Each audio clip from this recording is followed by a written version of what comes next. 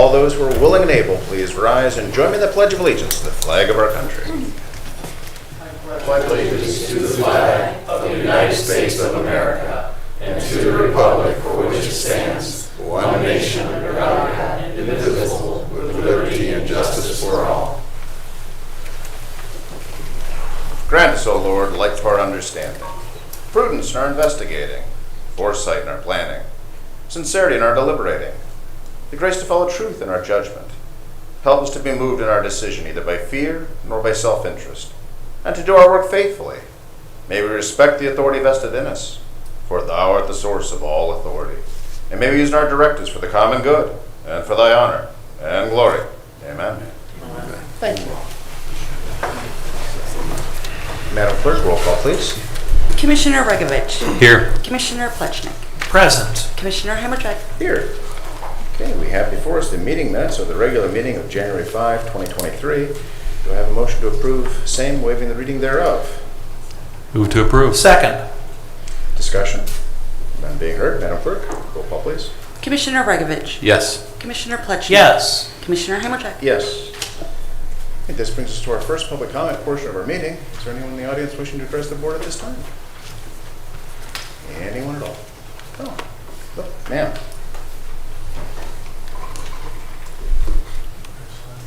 Good morning. Good morning. It's been a while since we've seen you here. Maureen Kelly, 9607 Dublin Lane. On February 28th of this year, the Clerk of Courts made several disparaging remarks directed at me, her predecessor, during her budget hearing. Among them, breach of contract regarding credit cards, personal PayPal account, and $1 million wasted on digitization. So let's pull back the curtain, so to speak. While I stand on my record and feel no need to defend myself, I would like to offer context. Credit cards. In 2009, when I assumed office, the Title Bureau was already accepting credit cards. I was grandfathered, an opinion I received from both the prosecutor's office and then Treasurer John Crocker. There never was a breach. Number 2, personal PayPal account. In the early days of electronic filing, our case management offered PayPal as the only option to accept online payments. Setup required the use of my personal Social Security number. The clerk in Geauga County had to do the same. We both wanted to move forward with electronic filing, so we made the decisions that were required. Digitization decisions. We had lean years from 2010 and 12. Unable to fill open positions, no cost of living adjustments, an additional 10% budget cut each of those 3 years. Foreclosure cases were at an all-time high, and deposition and transcript management did fall by the wayside. The Title Bureau was barely making payroll, so there were no excess funds. When the exceptional rise in title surpluses was available, I was nearly bankrupt and went to $4.2 million during my term. I upgraded equipment, purchased desktop scanners, and took the preservation process to the next level of best practice. We processed and disposed of transcripts and depositions going back decades. I don't regret that decision. The money wasn't wasted, it was just spent differently. When I assumed the office from Lynn Mazika, a woman I respect, I capitalized on her good work and discontinued practices that were no longer useful. I blamed no one for any obstacles I encountered. The current clerk will say whatever fits her narrative to deflect our attention from the following facts. Thousands of taxpayer dollars were spent on her lawsuit to fight the judges and the formation of a union. There are 72 pages of public record documentation of her outrageous personal and professional behavior on file with the Supreme Court. And 50% of her staff and decades of knowledge have migrated away during her first 2 years. She has been relentless in her criticism of me, which I find pathetic, but I have been taught to consider the source, and since I have no respect for her, I lose no sleep over her outbursts. So you ask, why am I here? Because one of her statements made me livid. She made the statement that the payroll clerk walked out. That payroll clerk was Chief Deputy Karen Jividin.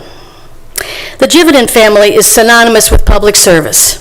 Karen's brother retired from the sheriff's office.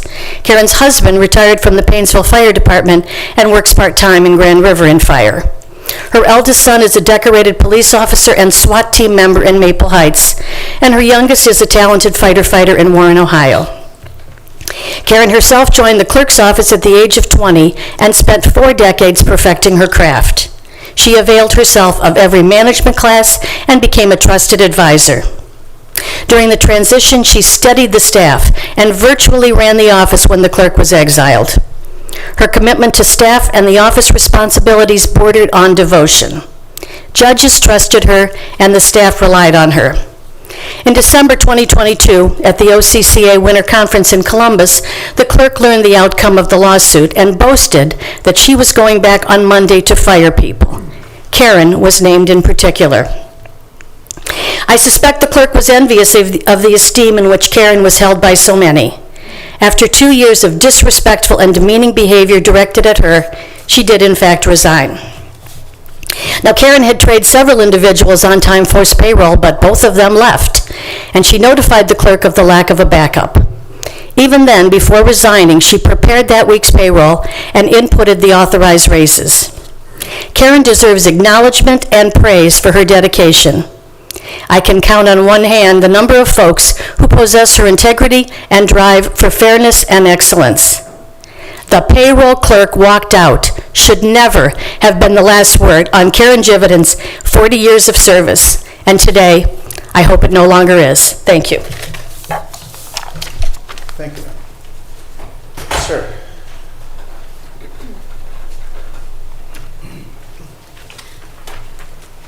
John Music, 45 Coventry Drive. I just want to say one thing before they all leave. I want to thank the men and women that serve us over there at the dispatch center on Garfield. I want to thank them because they are part of our law enforcement in this county. Without them, you'd have nobody to call. So I just want to thank them for what they do for every person here in Lake County. They well-deserved recognition. I mean, I told them I put the phones in over there, and I used to work on the county systems when they're in the basement at the courthouse. I used to do a lot of work for the county way back when. I used to go to the old jail. That was when Sheriff Cunningham was in. You know, if you go back in his apartment back there, and then out to his house there, and whatever, won't get into that. But the thing about it is, these men and women deserve the recognition, and I thank them, and I'm sure all 232,603 people in Lake County do help them. Thank them also. Thank you. Thank you, sir. Thank you.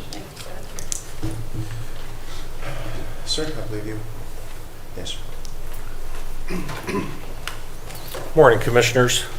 Terry Sopko, 840 River Street. I'm a captain with the Madison Fire District.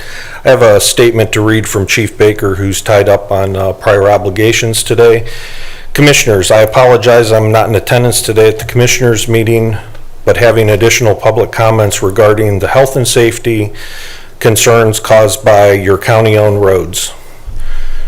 The roads which are owned by the Lake County Commissioners are in desperate need of repairs because they currently pose a health and safety risk as well as risk to properties impacted by the closure. When the county identified the need to close the roads, the community understood the importance of the closures in the interest of public safety. Now, nearly 9 months later, the communities expect solutions from this board.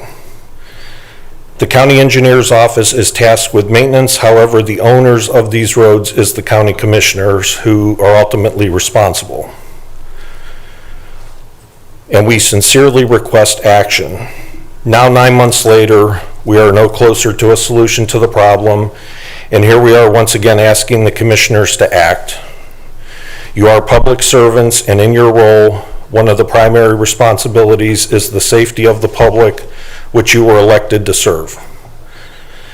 During the last commissioners meeting, I listened to commissioners discussing the budget, their limitations, and the challenges they face as they balance the requests and needs of the county against their limitations in dollars.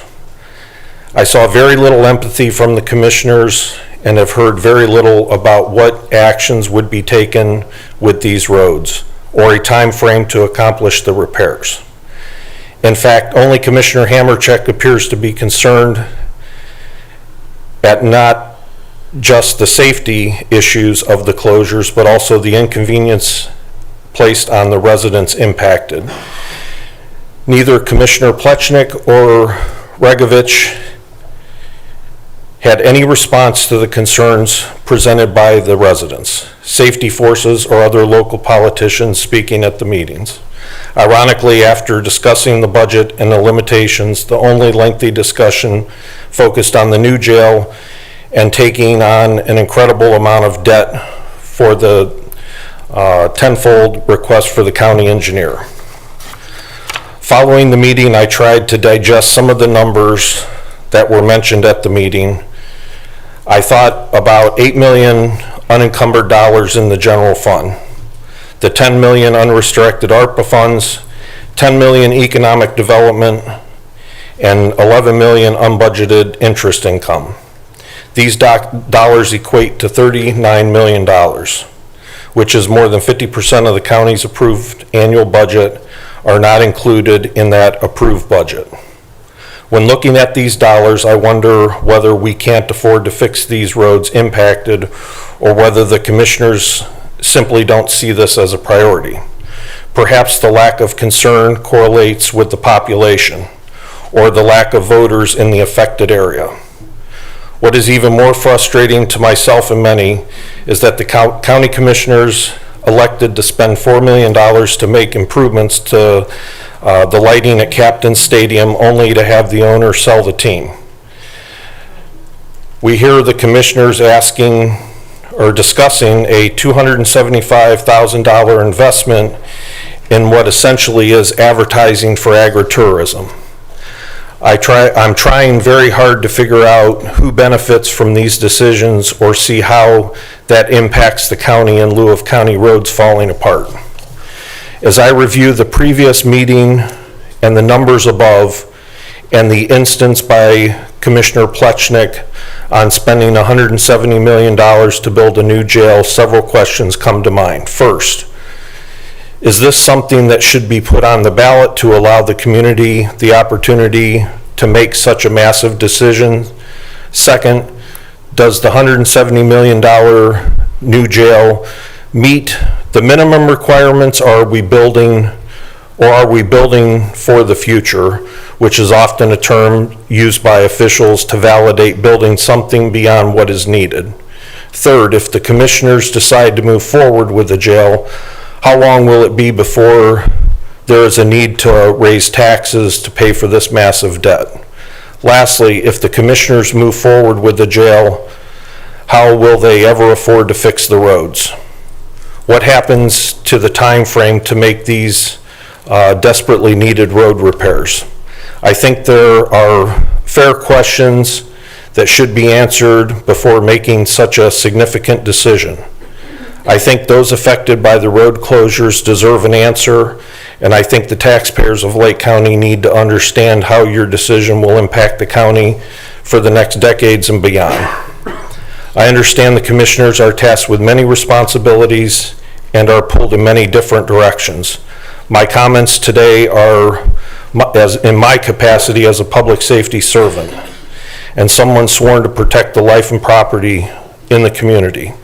In that capacity, I must once again tell you that your failing roads are placing our community, Madison Township, Madison Village, and Leroy Townships in harm's way. Your failing roads are delaying our response to the community's medical emergencies and calls to protect their property. Your failing roads are causing significant delays in services where time matters. In medicine, tissue matters. In the fire service, we are taught that a fire doubles in size every minute. So time matters. Consider a 7-10 minute delay in responses and how that impacts these residents and their properties. Consider how these taxes and resources on neighboring communities as they respond to assist in navigating these road closures. Consider how you would feel if this was your loved one impacted. Once again, I am begging the commissioners to make these repairs a priority. In reviewing the dollars that you have provided, there are repairs you can fund. You just have had the heart to care for those that you are sworn to serve. When you need to look away from these special interest groups and focus on your communities, you need to remember the quote from Commissioner Platts: Lake County is your service area, not your domain. I ask the commissioners prioritize these needed repairs and move quickly to provide the needed funding. I believe you know the funding exists. You just need to make public safety a priority. The longer you wait, the more you risk our communities. Sincerely, respectfully, Fire Chief Todd Baker. Thank you. Thank you, Captain. Chief, I believe you were. Yep. Thanks.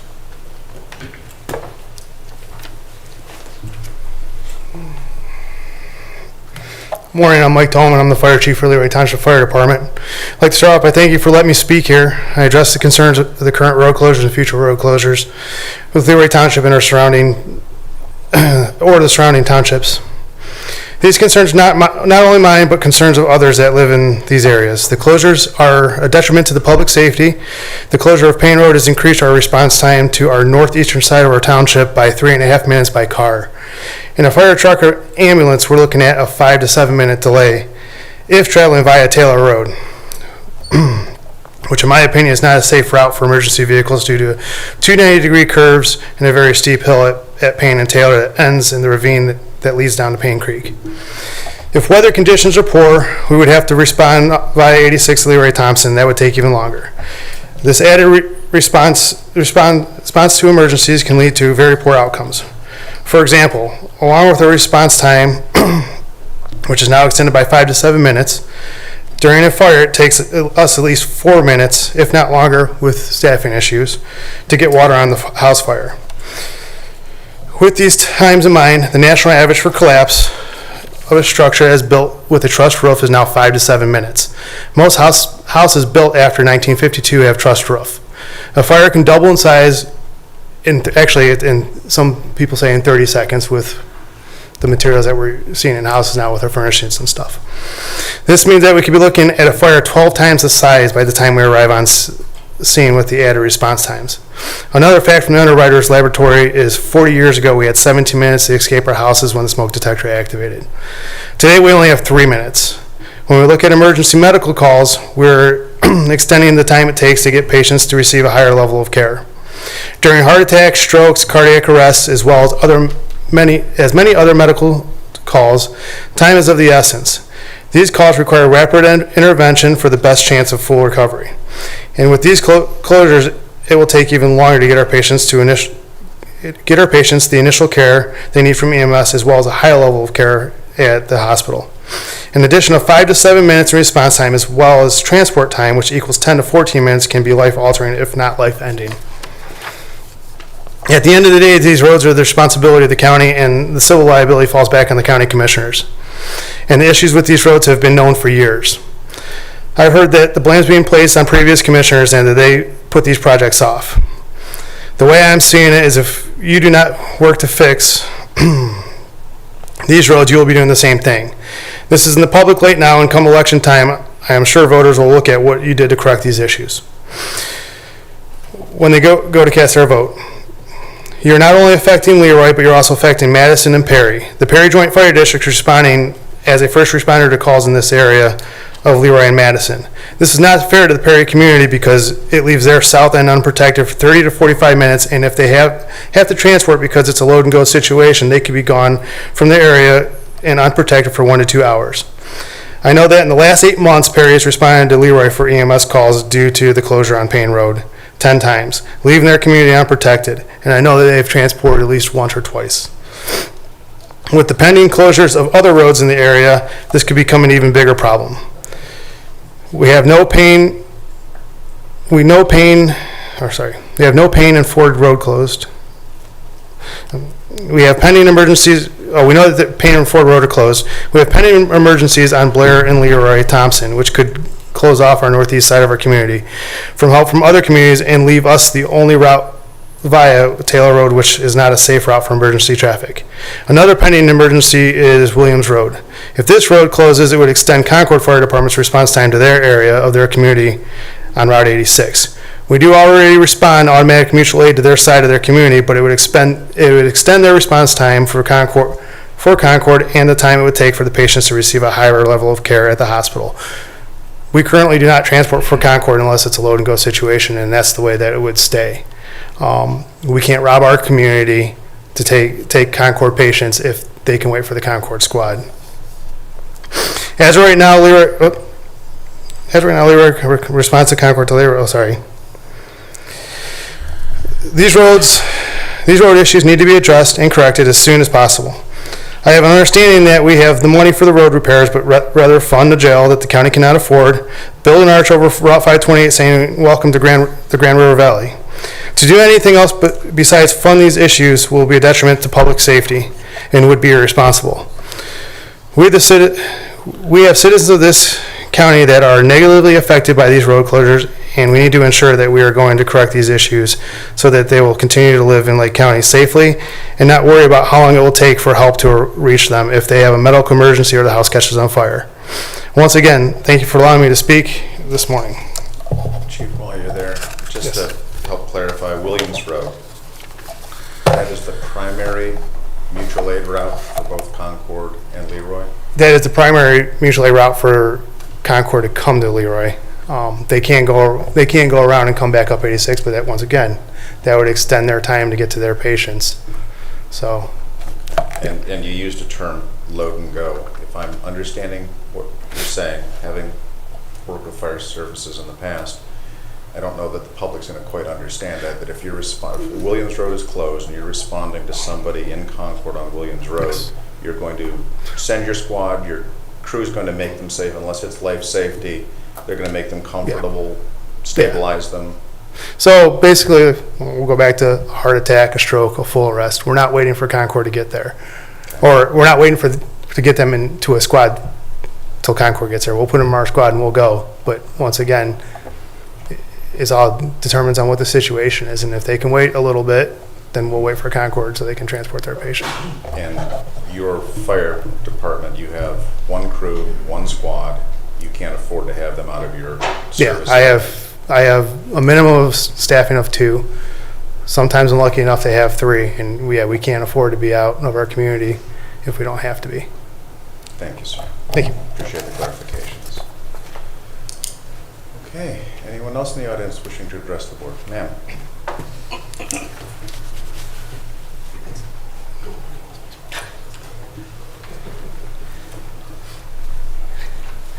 Good morning. Tammy Gaber, 6023 Ford Road, Madison. I've lived on Ford Road since 1987 with my husband. My husband Dave's family goes back 200 years on both sides of his family, and the family farm is still in family. He has resided on Ford Road since 1957. I mention this because in the 66 years, Dave does not remember there being an issue at the culvert and bridge at the bottom of Scotts Hill, which is the culvert we're talking about, until the flood, which we all know, the flood. The flood had temporarily closed for several months. They put the bridge back in action. Now, 17 years later, 60-some years before, 17 years later, we're doing it again, and we're closed again. I appreciate your time to speak at today's meeting. I have not been able to attend the previous meetings, but I have watched on the video. As far as the sign over 528, Ohio Wine Producers Association has done an extremely good job of promoting our wonderful Grand River Valley. I'm very proud of the growers and what they have done to Madison and the surrounding areas.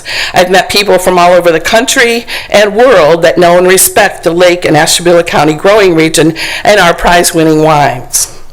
However, the new development at the intersection, there is now signage on the water tower that promotes our county and and the growing region. And Love's just put a new sign up that very clearly shows our growing region.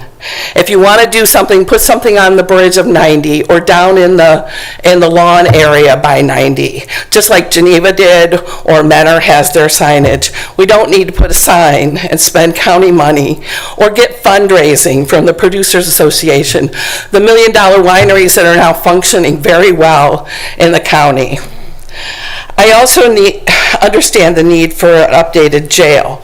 I believe the sheriff has stated, and I paraphrase in a recent article, that the time is coming that we need a new jail and we must prepare for the future. And I understand preparing takes a while. I also respect that the longer you wait, the more it will cost. Well, the same goes for the roads. And I'm sorry, that's life, and we all live it. Sadly, I needed a new stove 7 years ago. I was going to buy that stove, and an emergency came up, and guess what? I got my stove 2 years ago. It cost me a lot more. That's cost of living. It is my understanding that the road maintenance comes from the gasoline tax. We, those of us that live over south, drive an average of 16 miles to get to the grocery store, school, bank, doctor's office. If you compare trip by trip to those living in the cities around Lake County, I will wager by sheer distance we drive more miles and to run simple errands, which translates into gasoline. And we do choose this, but we pay a heck of a lot more tax in gasoline by the sheer distances that we drive. It is my understanding that the portion, I looked it up, and in 2020, the county received like $9 million for road maintenance. Madison and Madison Township, the largest township in Lake County, received $176,182. We're the largest township in Lake County. We don't have sidewalks, we don't have sewers, we don't have water, we have our own police department. I rarely see a sheriff. They're wonderful people, and I know they'd be there if we need them, and I honor and respect them, but we never see them. And that's fine. They're doing things where they need to be doing things. So we're not asking for much. We're asking for a road, a culvert.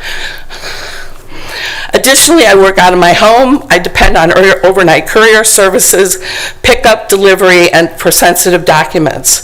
The road being closed causes late, missed deliveries and pickups, adversely affecting my business directly. I have visited,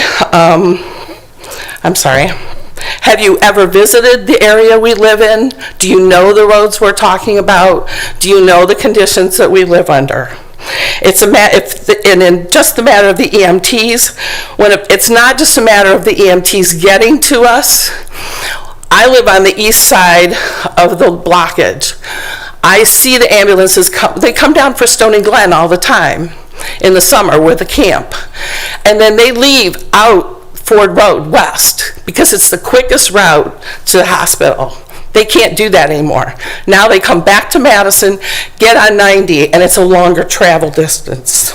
I hope that nobody needs them critically.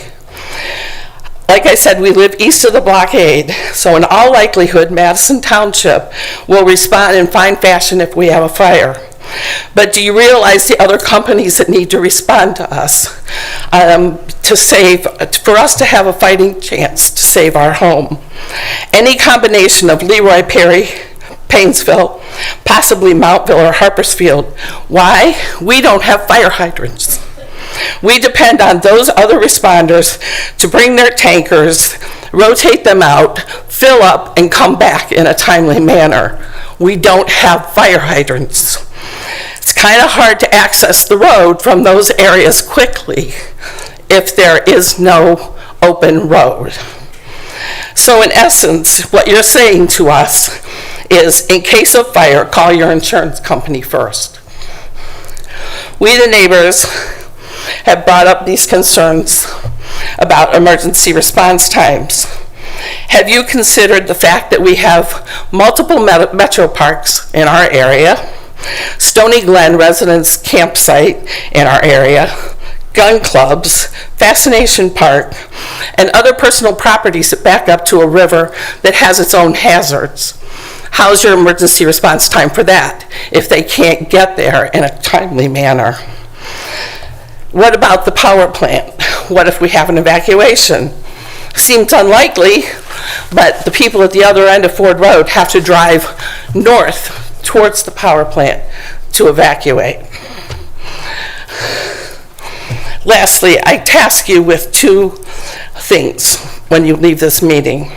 First, sit at your desk and think about the soundbite that you're going to give the news reporter, or the sympathy that you're going to express to the family for a tragic loss or injury because the road was closed and we couldn't get critical assistance. Secondly, go home tonight, look at your home, your kids, your parents, your family. Take a good look. Your house or one of your family members could need emergency services, but your road is closed. What are you willing to sacrifice with that chance? That is that is your lack of action. Your lack of action asks us to live with that every day. Thank you. Thank you, ma'am. Anyone else wishing to address the board at this time? Anyone else wishing to address the board? All right, thank you. All right, moving on to our first agenda item. Madam Clerk. In special resolutions, resolution proclaiming the week of April 9th through the 15th, 2023, National Public Safety Telecommunicators Week. Move to approve. Second. Discussion. Captain Becknicki. Hopefully I pronounced that right. You did, sir, yeah. Oh, bless you. I'm kind of like our clerk. We're rehearsing it before the meeting. So. Thank you, sir. Good morning. Thank you, Commissioners. I appreciate this opportunity, and I appreciate you acknowledging Telecommunicators Awareness Week. I'm about 2 years into the chapter of my career as the captain out at the Emergency Operations Center, and I got to tell you, every day that I'm there is eye-opening. I give you the example. The other day we had this critical incident on Liberty Street. I happened to be down in the dispatch room talking, laughing with the dispatchers. Minimal was going on, and then instantly a phone call comes in and one of the dispatchers says, uh-oh. And then the room goes silent, everybody's paying attention to their computers, and the teamwork begins, and they start processing and churning out the scene. And the incredible thing that I saw, in addition to everything that they had to do to get the forces mobilized and get the situation handled, there were schools that were about to be let out. There was notifications made to the schools to hold dismissals. Dispatchers went above and beyond, found private schools that were in the area, churches, and as a team together, talking in the room, got a hold of all these different schools and made sure that their dismissal was delayed as well. It was impressive. I mean, I sat there quietly watching all of this happen, purely amazed at what they do. And knowing that 5 minutes earlier we were all just laughing and having a good time, and that they can turn it on just like that. It's amazing. I think a lot of people take for granted the 911 service. I mean, it's a button on our phone. It's people yell it if there's an emergency, call 911. We don't take it for granted. The Sheriff's Office does not take this for granted. The ladies and gentlemen that are here with me today do not take this for granted. We don't take our training for granted. We don't take the community for granted. And the calls that we get are certainly not taken for granted. And speaking of the calls, I just got some figures on what we handle. There was 82,000, almost 83,000 911 calls to the center last year. 69,000, just about 70,000 of those calls were from cellular devices, which we handle all for the entire county. In addition to that, there was another 265,000 non-emergency calls or administrative calls into the facility.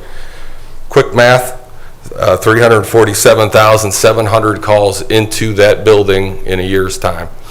Breaking it down, that's 317 calls per 8-hour shift that these ladies and gentlemen handle, navigate, negotiate, get help, send this help out quickly so that we make sure that everybody's safe. It's a difficult job. It's an unappreciated job. They're the first responders. I said it last time when I was here. and they get minimal appreciation and acknowledgement for what they do, but they are the lifeline for the firemen, the policemen, and for everybody in the community, and their value is immense. And they do it all from 6 feet underground with no windows. They're sitting there with no view of the outside world, and they keep on churning and doing what they have to do to keep everybody safe. So I personally thank all of them. I have a wonderful crew. We have 24 dispatchers out there who do an amazing job. I'm honored that 9 of them have shown up here today to receive this award. It's not my award, it's for them. I'm more than happy to get up and speak and acknowledge them, but it's their award. They deserve this. So again, thank you very much, and we appreciate it. Captain, thank you, sir. Commissioner Pinchik, I believe you have.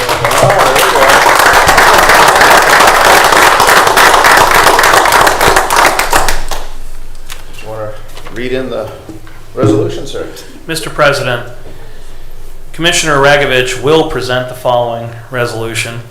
Whereas emergencies can occur at any time that require police, fire, or emergency medical services that prompt the response of police officers, firefighters, and paramedics for the critical protection of life and preservation of property, and whereas the safety of our police officers and firefighters is dependent upon the quality and accuracy of information obtained from citizens who telephone their Lake County Police and Fire Communications Center, and whereas public safety telecommunicators are the vital link for our police officers and firefighters by monitoring their activities by radio, providing them information, and ensuring their safety is the most critical contact our citizens have with emergency services.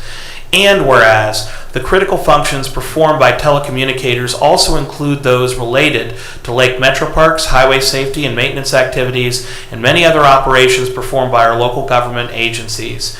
And whereas each year the Association of Public Safety Communications Officials, an organization of more than 20,000 members engaged in the design, installation, and operations of emergency response, sets aside a week in April to recognize telecommunicators countywide for their role in the protection of life and property.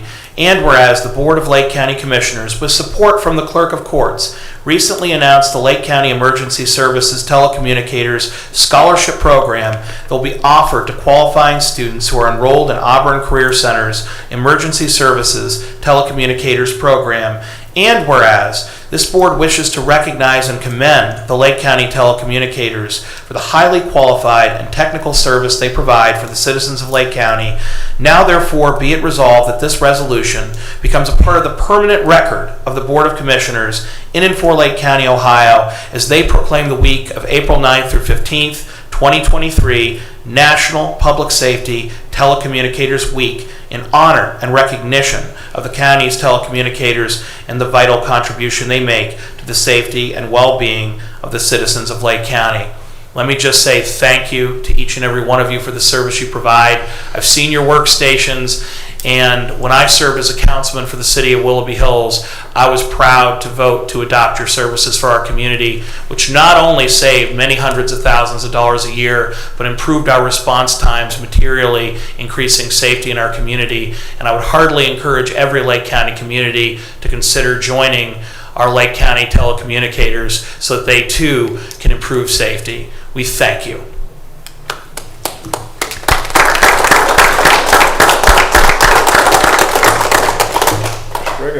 I also had the privilege of being the mayor of Willowick and seeing our dispatchers at work, and it's unbelievable the day-to-day things that they had to deal with, what I would call the nuisance calls, the frequent caller, all those kind of stuff that used to drive me crazy, standing in that room saying, why do you even take that call to an emergency as a police shooting, and how the training just takes over.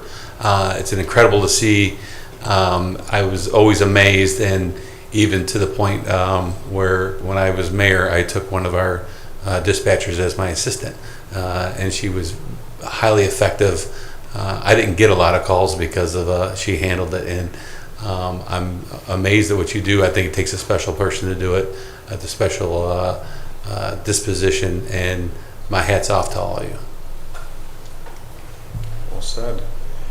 I'll just add, I'm going to look out and say, hello, Keith Chafee. I'm going to make the observation, we're getting old. Yes, sir. I'm gonna echo my colleague here, Commissioner Plechnik. You may have seen those workstations. I installed them back in the day.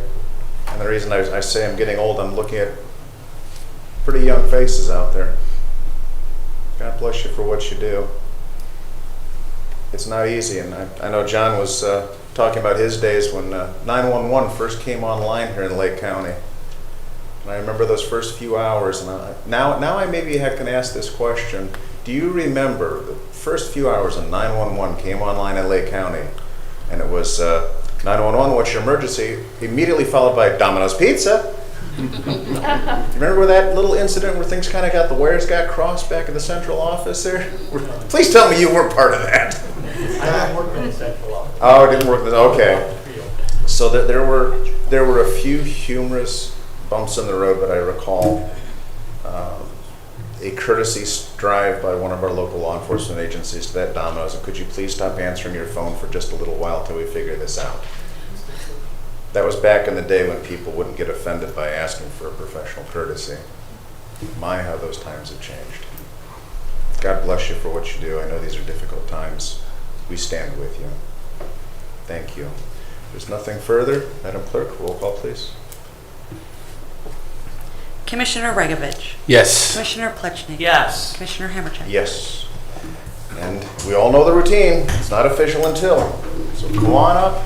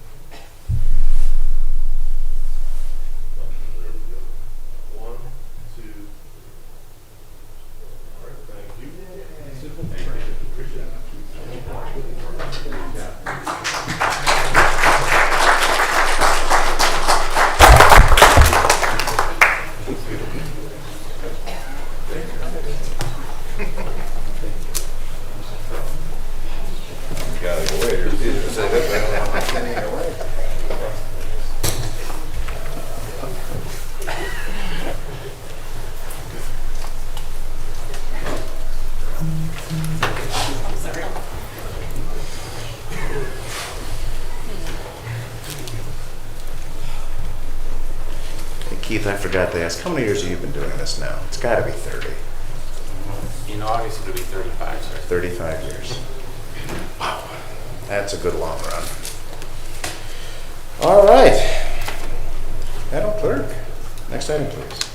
Resolution proclaiming the month of April 2023 National County Government Month in Lake County, Ohio. Move to approve. Second. Discussion. Really? Okay. Mr. President? Sir. I think that our clerk should say a few words because I've noticed that she's put up a national county government panel in her office for like the last month anticipating this. Okay, I will say that CCAO would like all 88 Ohio counties to celebrate County Month in the state. So we are celebrating that, and there'll be, I'm sure, social media posts about some of the services that the county offers. We want to get that out there more to the public, and that's about it. Well, happy National County Government Month Jen, I know it means a lot to you. Thank you. There you go. And CCAO stands for County Commissioners Association of Ohio, for those who may be taking notes diligently. I don't think Sir. I don't think it was proper to give ourselves a certificate. We're the only ones left. On that, again, as I like to say, Madam Clerk, save us. Roll call, please. Commissioner Regovich. Yes. Commissioner Pletchnik. Yes. Commissioner Hammercheck. Yes. Thank you. In the engineer's office, resolution to advertise for bids for roadway materials 2023 for the Lake County Engineers Road Department, LCE project number 2022-002, bid opening April 26, 2023. Move to approve. Second. Discussion? Commissioners, this is basically what we do every year. We go out for estimated quantities of the materials that our garage needs to do the everyday maintenance on the roads, filling potholes, berming, all the little things, work on the bridges and so forth. So this is a materials contract. Very good. Thank you, sir. Anything further? Thank you. Madam Clerk, roll call. Commissioner Regovich. Yes. Commissioner Pletchnik. Yes. Commissioner Hammercheck. Yes. Resolution authorizing change order number 1 for the LAK Sanctuary Drive Bridge project with the J.D. Williamson Construction Company in the amount of $15,479, PID number 113455, LCE project number 2015-017-002. Move to approve. Second. Discussion? Jim? Yes, this is some additional work on the Sanctuary Bridge that ODOT has recommended for the bridge based on their review and so forth. This is a state sponsored project, and we have an 80-20 grant. This is just some additional work, and it is something that is needed, so we've approved it. We need is your approval. Very good. Thank you. Anything further? Madam Clerk, roll call, please. Commissioner Regovich. Yes. Commissioner Pletchnik. Yes. Commissioner Hammercheck. Yes. Resolution amending the amount of the construction surety for the villas at Canterwood Farm Estates Phase 2 subdivision in Concord Township. Move to approve. Second. Discussion? None being heard. Madam Clerk, roll call, please. Commissioner Regovich. Yes. Commissioner Pletchnik. Yes. Commissioner Hammercheck. Yes. Mr. President, Sir. the engineer was just saying this is a planning commission matter, not the engineer's office. So. Yes. Fair Dave enough. Verdacci might want to come up and give an explanation, but maybe not. We're good, Dave? We're good. Okay. Thank you, sir. All right, continuing. Next item, ma'am. In the Utilities Department, resolution increasing appropriations and transferring cash within Lake County Department of Utilities Water Operating Fund and Project Fund 595 West End Service Center Fuel Storage Tank Replacement Project 469W 2023. Move to approve. Second. Discussion? Randy, you want to give us a little background there? Sure. Thank you, Commissioner. This is a project at our West End Service Center to replace the fuel storage tanks. As it says, they're currently underground. They're 40-plus years old and beyond their useful life, and the new tanks will be above ground. And this is part of the replacement program that we've been working on, I believe, for the last 7 years, because as I recall, when I walked into this office, the Emergency Operations Center's fuel tank had failed, and the directive was given, identify and remove these. So it's just getting to be the last of them. I know there's one more behind the jail, but is this the last of them in your? It is part of our Aquarius plant project is being replaced currently and under design, and this will be the last one, I believe, that we have. Excellent. Thank you, sir, for You're welcome. seeing it through to the end. If there's nothing further, Madam Clerk, roll call. Commissioner Regovich. Yes. Commissioner Pletchnik. Yes. Commissioner Hammercheck. Yes. Resolution approving plan specifications and estimates of cost in the amount of $108,966 for Capitol Parkway Sanitary Sewer Extension in Concord Township, job number 22-42. Move to approve. Second. Discussion? None being heard. Madam Clerk, roll call, please. Commissioner Regovich. Yes. Commissioner Pletchnik. Yes. Commissioner Hammercheck. Yes. Resolution approving final estimate number 4, release of retainage in the amount of $37,253.60 with Instituform Technologies LLC and accepting a 3-year maintenance bond in the amount of $90,902.76 for Lakeshore Boulevard Sewer Lining Improvements Project 438S for the Lake County Department of Utilities. Move to approve. Second. Discussion? None being heard. Madam Clerk, roll call, please. Commissioner Regovich. Yes. Commissioner Plechnik. Yes. Commissioner Hammercheck. Yes. Resolution increasing appropriations and transferring cash within Lake County Department of Utilities Water Operating Fund and Project Fund 595 Walnut Street Water Line Replacement 449W. Move to approve. Second. Discussion? None being heard. Madam Clerk, roll call, please. Commissioner Regovich. Yes. Commissioner Plechnik. Yes. Commissioner Hammercheck. Yes. Resolution certifying unpaid water and sewer sums and administrative charges to the Lake County Auditor. Move to approve. Second. Discussion? None being heard. Madam Clerk, roll call, please. Commissioner Regovich. Yes. Commissioner Plechnik. Yes. Commissioner Hammercheck. Yes. Resolution awarding bid contract to TER Services for lawn care maintenance for the Lake County Department of Utilities. Move to approve. Second. Discussion? Randy, do you want to comment on that? Yes, Commissioner, this is an annual contract that we have to maintain 71 of our sites throughout the county. It includes sanitary pump stations, water booster stations, water tanks, those areas. It's just more efficient for us to bid this out annually and have a private company do that work for us. And they bid it out, I believe it was $3,500 a week or something like that. Is that a per cut, or how does that work? That's Per just spell? to maintain all the sites. Just flat, Right. it is. Got it. Okay, thank you, sir. You're welcome. All right, if there's nothing further, Madam Clerk, roll call, please. Commissioner Regovich. Yes. Commissioner Plechnik. Yes. Commissioner Hammercheck. Yes. In the Commissioner's Office, resolution authorizing accepting the recommendation from Lake Development Authority and approving the contract for a lakeshore improvement project for the Lake Metro Parks Lakefront Trail Project. Move to approve. Second. Discussion? Jason?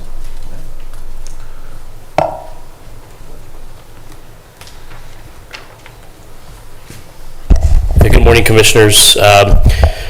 This is another exciting project, collaborative effort with the County Commissioners, the Lake Development Authority, formerly the Port Authority, and the Lake Metro Parks. As most folks know, and if you don't, the county has a bed tax that is dedicated to coastal improvements within 1 mile of the lakefront in Lake County, specific to our commitment to developing the lakefront. Today's project is funding assistance to the Metro Parks via the Lake Development Authority to assist with the funding, the capital stack, if you will, to begin a lakefront trail, ultimately over the long term from Painesville Township Park, heading west towards Fairport Harbor, directly along the lakefront. So this project has been vetted via the LDA. Authorizations from the Metro Parks in this adoption this morning will allow us to sign the 3-way contract and get the resources to the Metro Parks. Thank you. Excellent. And I see Paul Pelagi in the audience. Sir, did you want to add anything to the? Just here for questions. Do we have any questions? Mr. President, Sir. I would just say that investments like these are long-term, and the ability to develop the Lake Metro Parks along the coast might not jump out at someone as significant or a priority for the future of Lake County. It might look at a nicety, for example, something that would be nice but not necessary. In reality, though, our greatest asset is the lake. And when we're able to promote the natural beauty of Lake County, make us a destination where tourists from not just all over Ohio, but all over the world want to come, spend their dollars, spend their time, that creates new sources of revenue that in turn allow us to meet safety, roads, and priorities. So I'm very grateful for the far-sighted work of our Lake Metro Parks, because this is really going to start to expand new business districts, residences, and areas that we've never been able to develop before. I really believe that the lakefront development that we've been promising for decades and decades and decades, and everyone says they will and nobody does, is going to be jump-started by this project. To have the longest lakefront trail, as far as we know, in the Great Lakes region that connects the 2 most popular metro parks in Lake County. And when I say popular, I mean more people visit each of these parks on an annual basis than live in Lake County. That kind of economic power right on the shore of Lake Erie has the potential to create a whole new aspect of Lake County business. And I'm so excited about it. I really am. I think that this is a great investment. But I want to reflect that the money that the Lake Development Authority is putting towards this project is from the bed tax, which is generated by the tourism that is already coming to Lake County to see the wineries, the metro parks. It's very easy to ignore the source of the revenue and say, do this, do this, do this. But if there's no money, we can have as many priorities as we want. And we have to give people a reason to come to Lake County and be excited about it.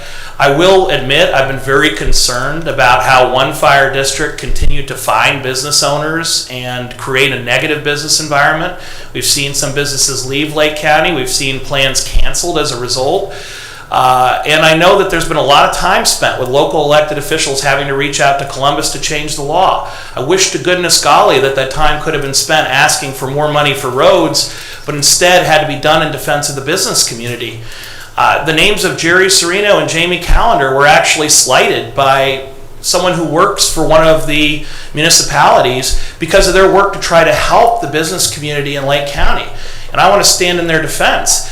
We should be working together to develop our metro parks, our wine region, our businesses, so that we have the money to pay for our priorities without raising taxes. And let me tell you right now, I know Leroy well. Most of the road levies in Leroy are voted down because whether you agree or disagree with the average Leroy resident, they say we want lower taxes. We want lower taxes.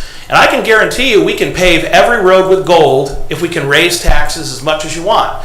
But I've made a promise to our residents that we will not raise taxes. I've stood strong on that. I'm a hard no on raising taxes.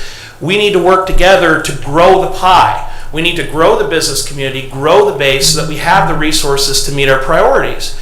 And this project is going to be incredibly impactful. I know there are those who could point to it and say it's frivolous, it's a nicety, it's not necessary. But the truth is, if we don't develop our lakefront and take advantage of the greatest natural resource, there will not be revenue for the priorities we're talking about. The money we're investing right now in this lakefront trail has come from previous investments in the wine region. And I think that that's really telling how we should start acknowledging what an amazing place Lake County is. This is a place people want to come to. And if we make the modest investments that are necessary, folks will be excited to come to Lake County and spend their dollars here. I mean, it would be very easy for the county commissioners to send an employee to the fire district and say to their meetings, why are you killing business in Lake County? And read off a long political statement. But we haven't done that because of the mutual respect that we have. But I will say we're working very hard with our state legislators to correct the problem because we need to generate revenue for our priorities, and this is the right way to do it. You either raise taxes or you grow the pie so that we can do the things that our residents need without imposing a greater burden on the public. And I'm a hard no on raising taxes, as are most Leroy residents, as are most residents in Lake County, as are most residents in Madison Township. So let's work with our business community, our metro parks, let's grow the pie. Thank you, Paul.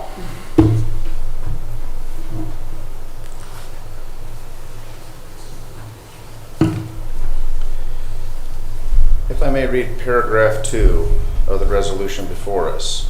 Whereas on March 30th, 2017, the Board of Lake County Commissioners in and for Lake County, Ohio, entered into an agreement pursuant to RC 4582.56 with the Lake Development Authority for the financing of lakeshore improvements projects by levying an additional 2% tax on transactions by which lodging by a hotel is or is to be furnished to transient guests pursuant to RC 5739.09 open parenth M close parenth. I think it's appropriate to point out that these dollars are an additional sales tax on lodging. I think it's appropriate to point out that our dear friend, former colleague, County Commissioner Ron Young, but at the time, legislator Ron Young, commonly referred to as Lake County's favorite son, the original Mr. No New Taxes, saw the wisdom in paying bills, saw the wisdom in providing adequate funding for lakeshore development. Even Ron Young, the original tax crusher, said this is a good investment and it needs to be done because we're losing our lakeshore and we're losing opportunities. But I feel compelled also, considering that the fire marshal for Madison Township is actually in this audience, to have to comment that when I hear changing the law implies that our fire marshal has been following the law. And I have some familiarity with the incident to which you allude, because it was I myself, and candidly I will confide my daughter, the degreed architect, who actually originally visited the site and helped work out the math and connected that property owner with an architect, independent of us of course, who worked out an arrangement originally with the fire district that allowed them to open and to conduct business and to proceed. So I just want to be abundantly clear that our fire marshal is following the law. He is also following chain of command when his chief so directs him, in the chief's absence, to come and present before this body. And I will candidly say I am disappointed to hear a shot being taken at one of our public servants, someone else who has served with distinction for at least 3 decades that I'm personally familiar with. I have a great affinity for the business owner and being referenced to. I think very highly of him.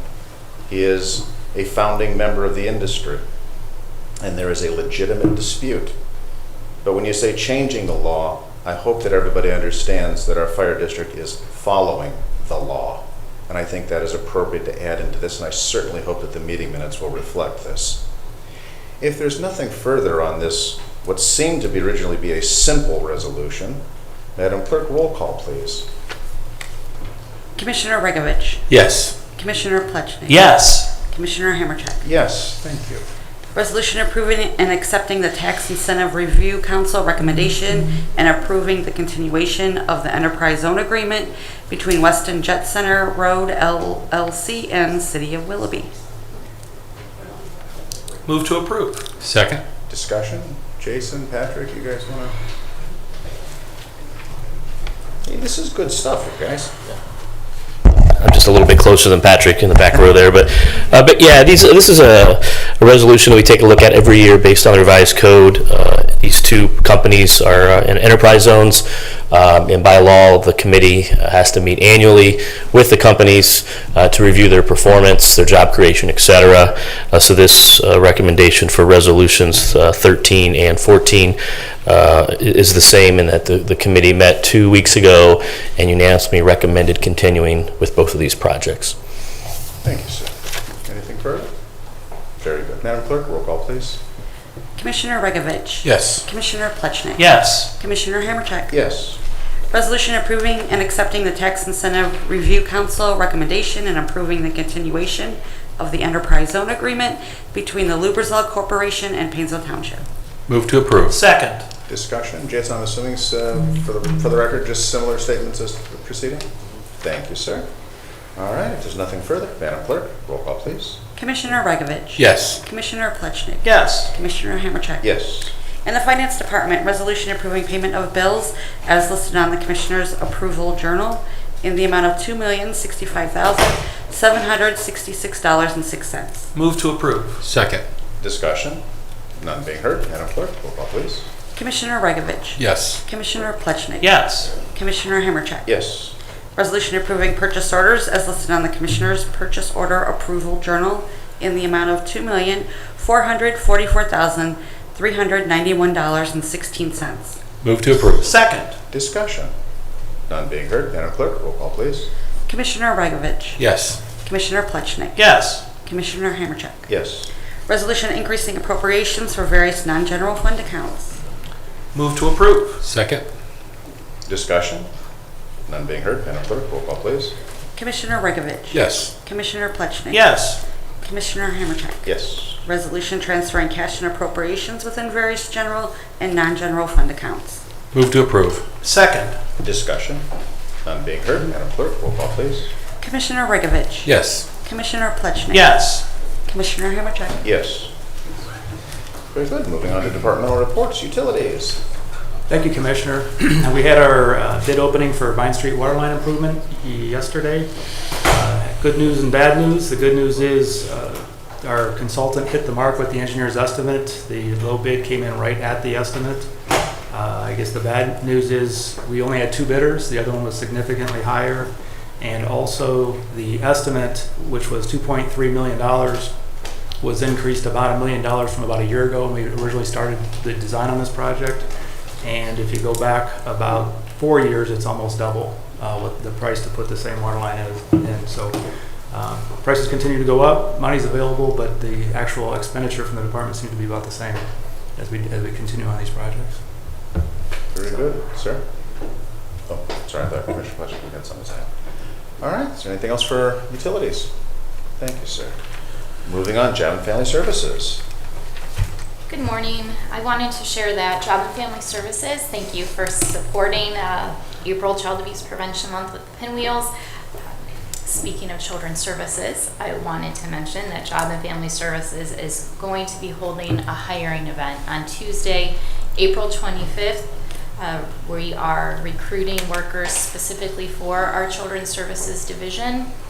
Applicants must have a bachelor's degree in psychology, sociology, social work, criminal justice, family studies, or a related field. So I wanted to get the word out for those individuals who may be graduating from college in the next month or so that we are holding our hiring event on April 25th. Individuals who are interested in an interview could call 440-350-4000, press option 3, and speak to our wonderful staff members in the Ohio Means Jobs Career Center. Thank you. Excellent. All right, do we have anything additional? Thank you, gentlemen. Ma'am, thank you. All right, County Administrator, nothing additional. Okay. Moving on to our clerk. Madam Clerk. The next commissioners meeting is going to be on Thursday, April 13th at 10 a.m. and happy Easter to everybody. Thank you. Anything for our clerk? Thank you. Moving on, legal. No reports, Commissioner. Thank you, sir. And engineer, you seem to be the focal point of so much here today. Is there anything you want to add to this discussion? I think I'll pass at this point. Very good, sir. All right, moving on to old business. Your pass is about to be intercepted and pucked back to you. You have before us documentation reporting back to $16.9 million, approximately $10 million of immediate need. There are projects that monies were advanced to, such as the $800,000 from Madison Avenue. And then you have other projects that you have funding available for, but you need matching funds for. In the absence of receiving those matching funds, we will forfeit those dollars. I assume your ask still stands. You have exhausted, as I understand, you have exhausted all outside sources. All outside dollars have been accounted for, and nothing in the foreseeable future is pending. Is my understanding correct, sir? You do? Okay. Any more discussion on that point?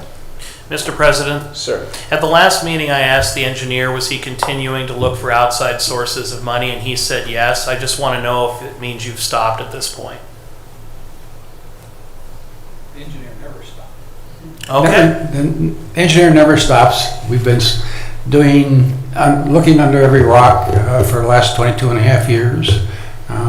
And we will continue to do that, but at this particular time, we are at a point where we've exhausted everything that we could go to it, including the congressman, and there is just nothing available at this time. That does not mean that Congress or the state will pass something in the future, but I don't see the state passing anything for a while. I do not see Congress handing out any more money for a while, but if it becomes available, we will be the first to jump on it, I guarantee it.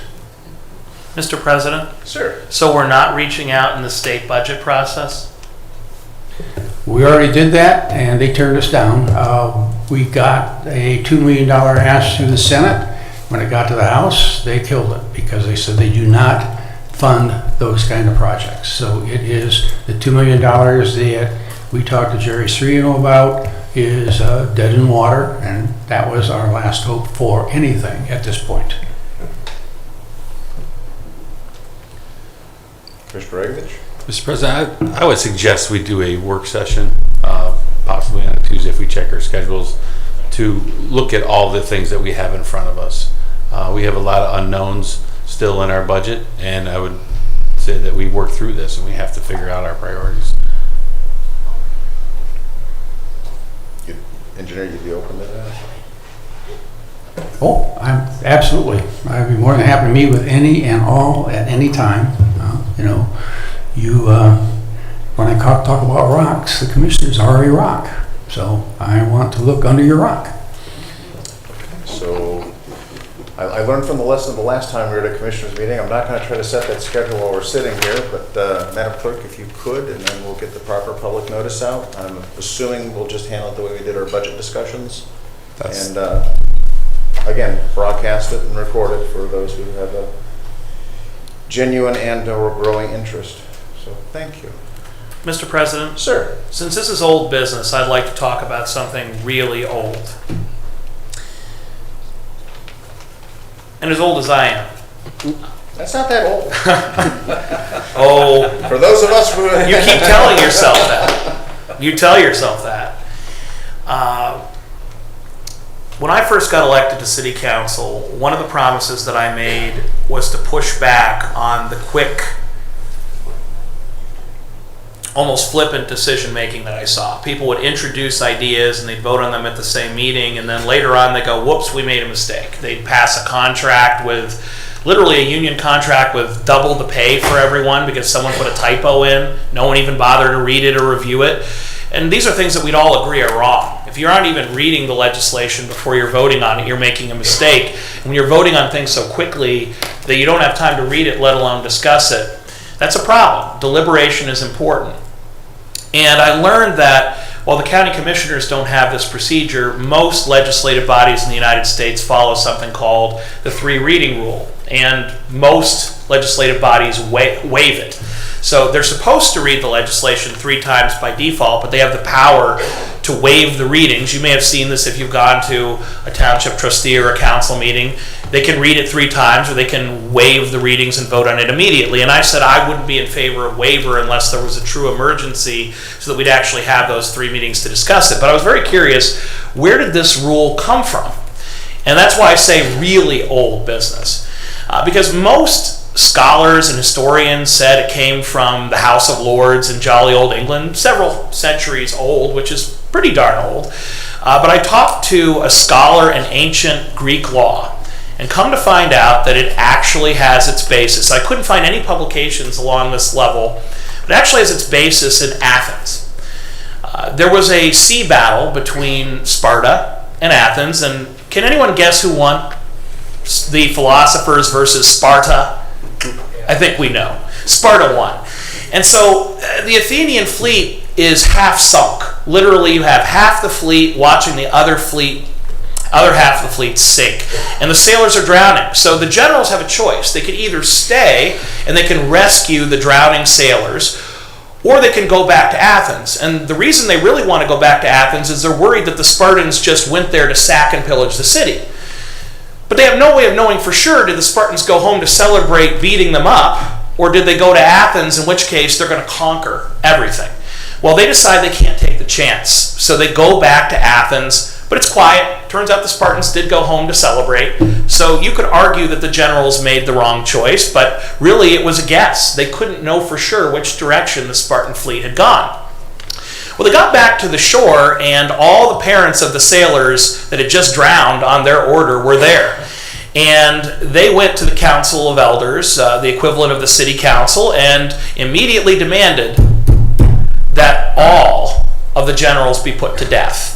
After all, my sons are dead because of you. My child is gone because of you. You should be put to death. And the City Council, wanting to be reelected, of course, immediately voted to put them all to death. Now, people often say in philosophy classes that Socrates was forced to drink hemlock because he corrupted the youth and, talked about high-minded concepts of the nature of reality, but that's not true. He was put to death because he went to a public meeting and expressed his opinion, and it was controversial. He was put to death because of politics. It's the reason most people got killed in human history, some political dispute or another. But Socrates' bold statement at this meeting was, I know you're really sad about the death of your children, but the war isn't going well as it is. And if we kill all the generals, it's going to go worse. Well, the City Council wasn't happy with Socrates calling them out and saying no. So they actually appointed him to arrest one of the generals for the execution, to which Socrates absolutely refused, and we know famously was later forced to drink hemlock and himself passed away. But Socrates turned out to be right. Making a rash decision and voting immediately did not go well for Athens. The war went very badly, they lost, and they realized they should not have killed all of their generals with a quick vote because of the angry parents, tragic though the loss was. So they actually voted to institute the two-reading rule, whereby legislation had to be read once, then posted to the polis, the public square, and then read a second time before it could be adopted, so never again would a rash decision be made. And this tradition we have in American law and English law can be traced back to ancient Greek law because Socrates warned them, you vote without considering all the consequences, without being deliberative, you will regret it. So deliberation is a very important aspect of good public policy and making the right choices. Everything seems like an emergency in the moment, but you very seldom address it correctly unless you're thoughtful. And I will say, with respect to the issue of the roads and the bridges, I was very surprised to hear from our county engineer a request of somewhere between $10 and $16 million, given that we have a formal budget hearing process in the county. Every single department was invited to have a budget hearing to express their needs, what their priorities were. And I'm not here to critique the engineer in any way, shape, or form. Mr. Gills has my highest respect and always has. But he made no requests at the budget hearing. Ultimately, we adopted the budget that he reviewed and was fine with. I believe his direct quote was he had no main concerns with his budget. On the eve of the budget, we were told that there is a great, grave need for a dramatic bailout from the county in the engineer's office. And I don't need to tell you, when the entire budget is roughly $70 million, that $10 to $16 million is not a small sum of money for the county. Every other department head could have come into the meeting, whether it be the sheriff's office, the prosecutor's office, and explained why people will die if they don't get X, Y, or Z. Because just as roads and bridges directly affect our safety, so too does the sheriff's office, so too does the county prosecutor, and we need to work very hard to make sure that those services are properly funded. And we're balancing all of those needs. But we have to balance them thoughtfully and deliberatively to make sure that we're giving the best possible mix of services with the limited dollars that we have. We've talked about the issue of the jail now for a long time. If you want to talk about deliberation, I think it's a model of it. We've been very thoughtful in how we've approached the jail. I don't think I'm revealing any confidences when I say that state law requires a county to provide a facility to incarcerate anyone who is convicted of or in trial with your judges, whether they live here or not. A jail is not something that I personally want, and I can tell you there's not a public official that wants a jail named after them, that wants their name on the plaque. Nobody likes the guy the jail is named after. If you hate someone, you name the jail after them so that everyone knows that's the mean guy who locked you up, or the mean gal. It's not a glamorous project, but it's required by state law. And when you have a facility that can be argued does not follow Americans with Disabilities Act, or that has safety issues, the liability can be incredible. It's not something that can be put off or delayed. It's not I would really like to do it now, but we could wait 3 or 4 years. If we wait 3 or 4 years, we will have to spend tens of millions of dollars putting a new roof on the jail, putting in new elevators now. I mean, we literally would have to take all the money in the bank and put it towards renovating the jail, and that would buy us maybe 10 years. But then 10 years from now, we'd have an even bigger cost to rebuild the jail completely. So it's not about we could just put no money in the jail and use it for another 2, 3, 4, 5 years. If we tell the sheriff today, okay, we're not building a new jail, we're just going to try to make do as long as we can, we're going to have to put tens of millions of dollars into that facility just to maintain standards. There goes that money. We've also been advised by HOK, the design build firm that we've hired, that every month we delay costs $1 million. That's a lot of money that could go to roads, bridges, police, safety services that we're burning through. This is not a choice between the jail or the roads. I want to be blunt. When we're having this conversation, this is a choice between higher taxes or not. And I've heard residents loud and clear. They do not want the Lake County Commissioners to raise their taxes. We have to work within what we have, which means we need to pay for the expenses that we are absolutely legally required, that have been fully thought out and fully vetted, so that we know how much, if anything, is left. Just as the engineer is scrambling to find money, so too are the commissioners. And we will do our best in a thoughtful and deliberative way. I completely understand the perspective of someone who lives on any of these roads. It would be fix it now. I don't care how you pay for it, just get it done. I understand that. And if I lived on your street, I'd probably take the same tact.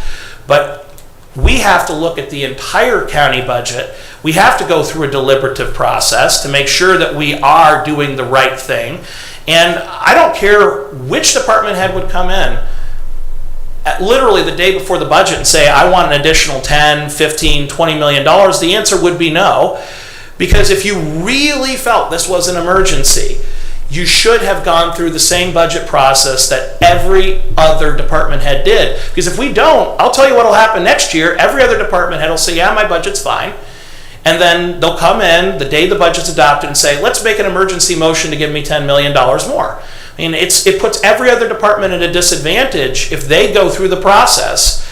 They put their cards on the table and say, here are our priorities. Here's what we absolutely need. Here's what we want. And here's our wish list, which probably won't get, but hey, if the money's there, it would be really great. We have to go through the process with every department. That didn't happen here, so I agree with Commissioner Regovich. We need to get together so we can have a thoughtful conversation about the best we can do. But, it's very easy to say that you support the sheriff and law enforcement, but then when the single greatest need is before us, one that everyone from the Community Corrections Board to the commissioners themselves have said they support, the judges, the sheriff, the public defender, and not because we're enamored with the idea of a new jail, because ORC requires it. And if we tell the sheriff today, okay, we're not building the jail, we want to save money, what we're going to do is we're going to spend the vast majority of our savings renovating a building that might give us 10 more years.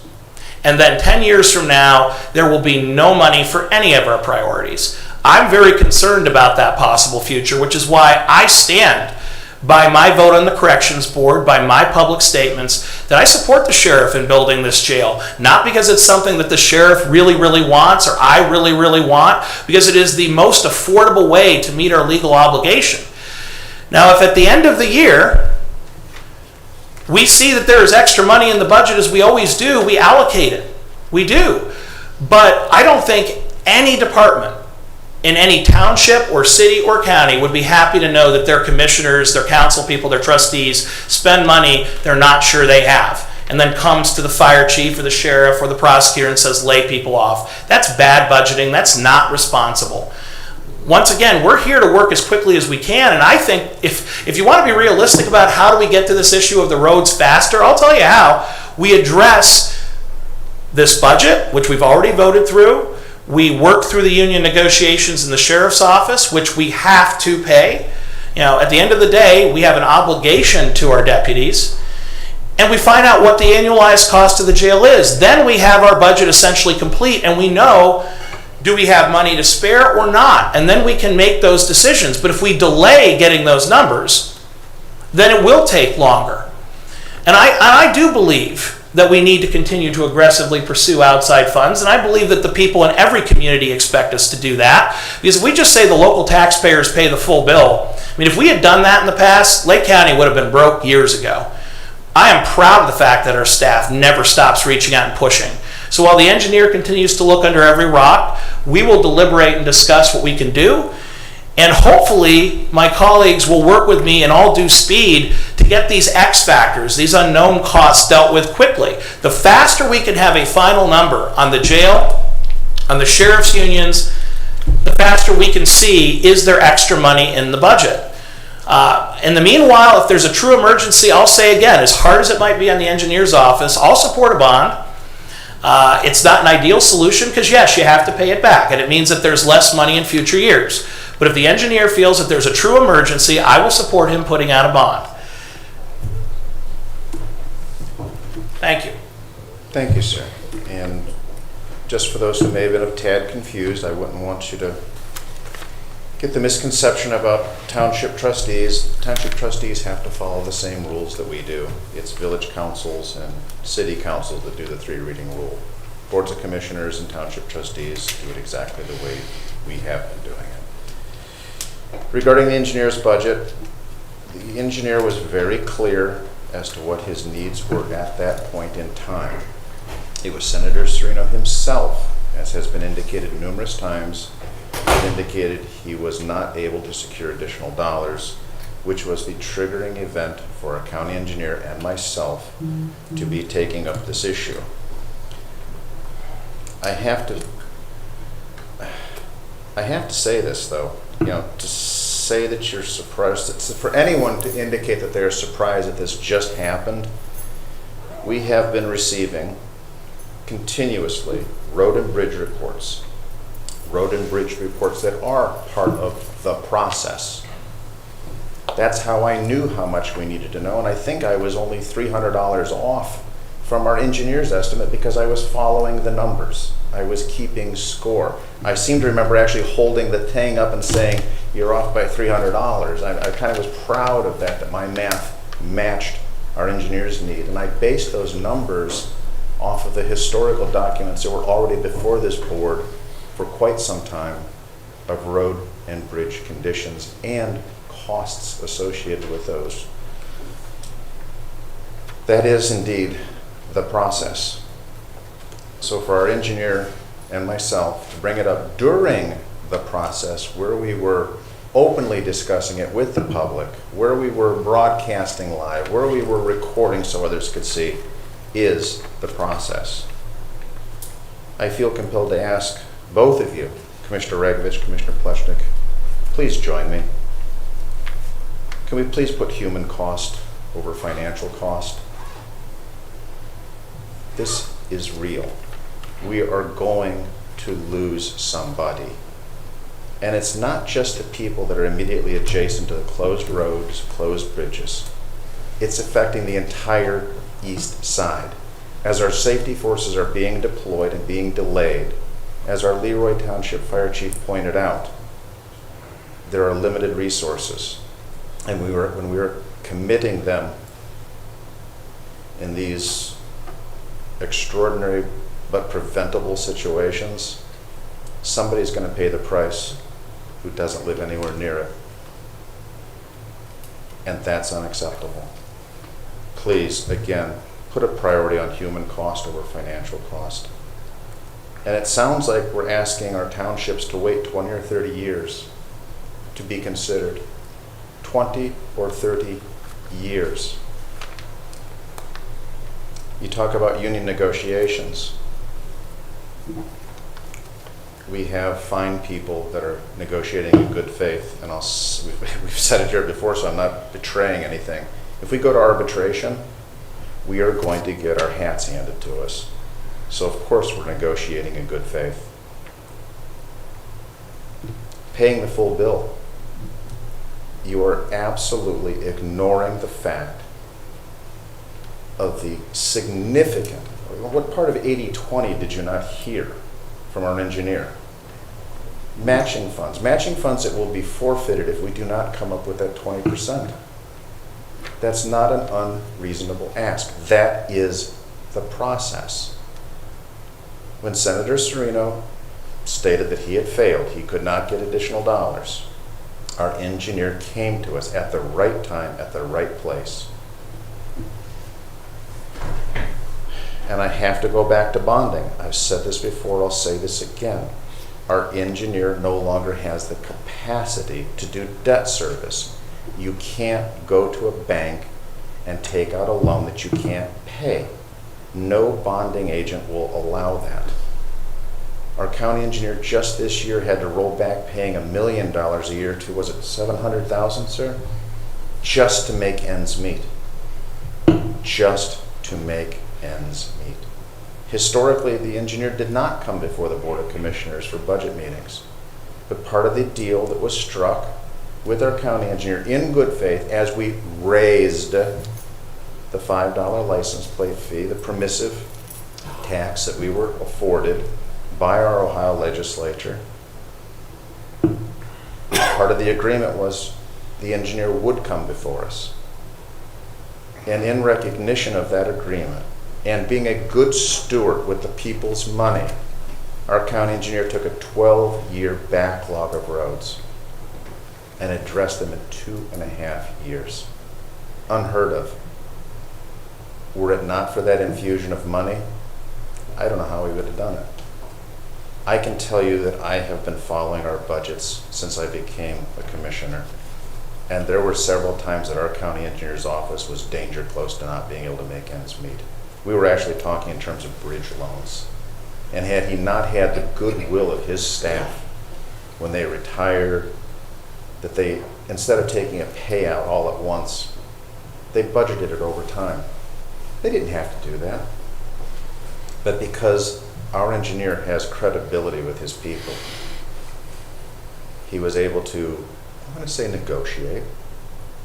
That employee also knew they could break the bank for self-interest, or they could continue to be a team player even in retirement, allowing additional funds to come in. Lake County is unique. We are one of the only counties, if not the only county, that does not provide general fund money to our county engineer. Our general fund is the backup to everything. We have to look at everything holistically, comprehensively, and I dare say exhaustively. And I do indeed look forward to having a more public discussion on all of these needs. Engineer Gills, did I adequately defend you, sir? Would you like to say anything else? Or are you pretty good right now? Well, I would like to comment a little bit on the budget hearing before. Relative to that, you know, as you said, for 22.5 years or so, 22 plus years, we have not come to before the county board and asked for things. We've been able to budget it out. I have stated in the budget hearing for everybody to hear that this is an unusual situation. It has been a situation that's been building for a couple of years. The commissioners have been informed by it. Our office has started early on looking everywhere for additional money, trying to do this within the capability we had.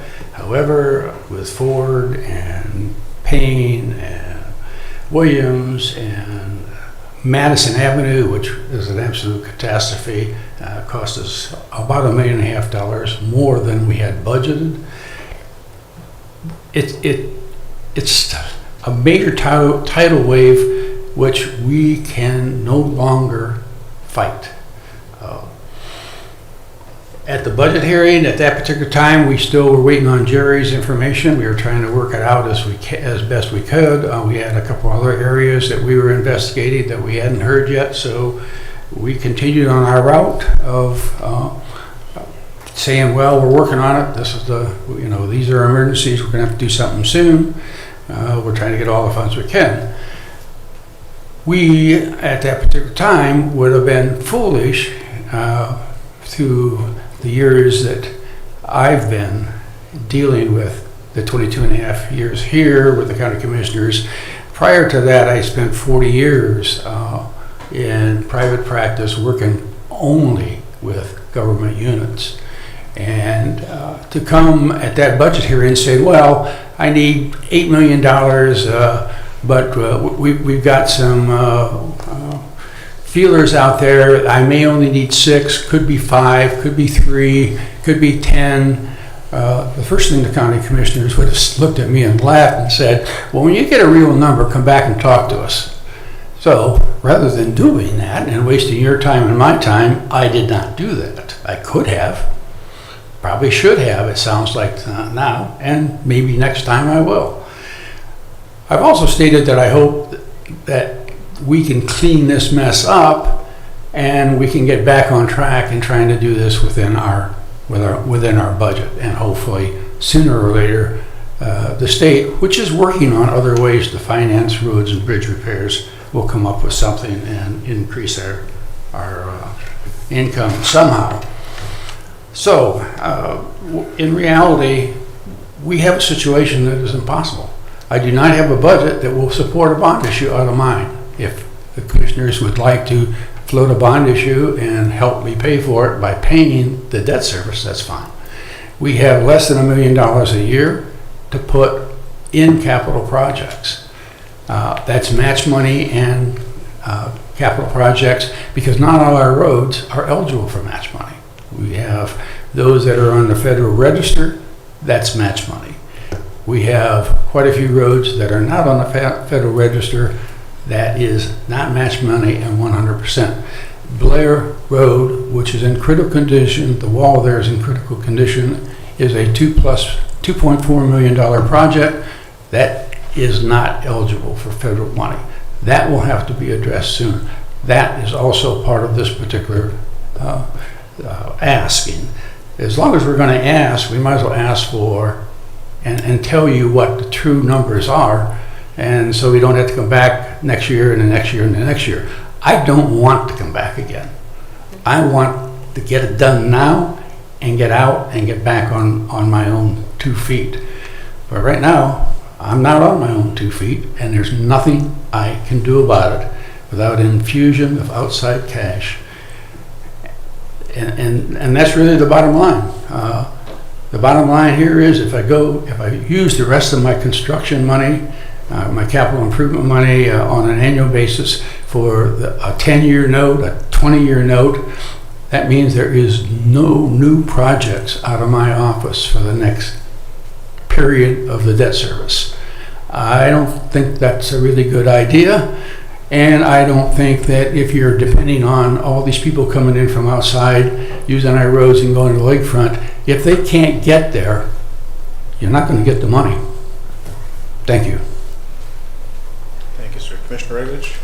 I'd like to, I think a work session is a way to unpack all this. We see the need in front of us. It's in many different departments. We need direction from our county administrator and from our budget director to find out where we sit on a lot of things. There's a lot of unanswered questions. We don't know how much we're going to have in interest income. Does that offset something where we're losing money somewhere else? We need to know the answer to those questions. Only knowing that we've known, at least I've known, for just over a week that the engineer has this big need of $16 million. So we have to figure that out. I think it's prudent to do it in a public work session and work our way through it. Thank you, sir. Any other old business? Any other old business? All right, moving on to new business. Do we have any new business? Any new business? Mr. President? Sir. I would just like to say that I got the chance to visit the Public Defender's Office and take a tour and sat with the people there, and was happy to be welcomed by them and see the work they do and how vital they are to our county. And also this Saturday is only 1 year away from the solar eclipse, so we have to get ready for hopefully an influx of people to come in and view that, and our plans through the county to get forward. I see that Cleveland and the Science Center already is making plans and have been making plans for a while now, so looking forward to that. Excellent, excellent. Thank you, sir. All right, if there's no other new business, this brings us to our second public comment portion. Oh, sir.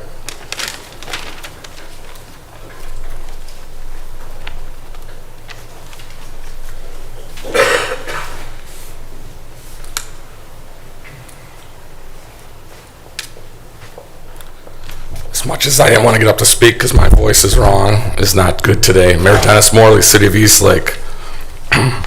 As you all know, if I'm not here, I'm watching these meetings go on. As before, I'll say about when we talk about bonds or things that hurt you. I've said this before, there's no city, village, or township in this county that had to gut their city like the City of Eastlake did.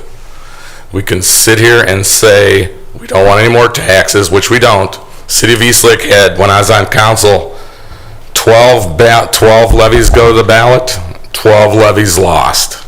The City of Eastlake gutted their city. We laid off 42 employees from 2001 to I took office in 13. I laid off 17 in my first year.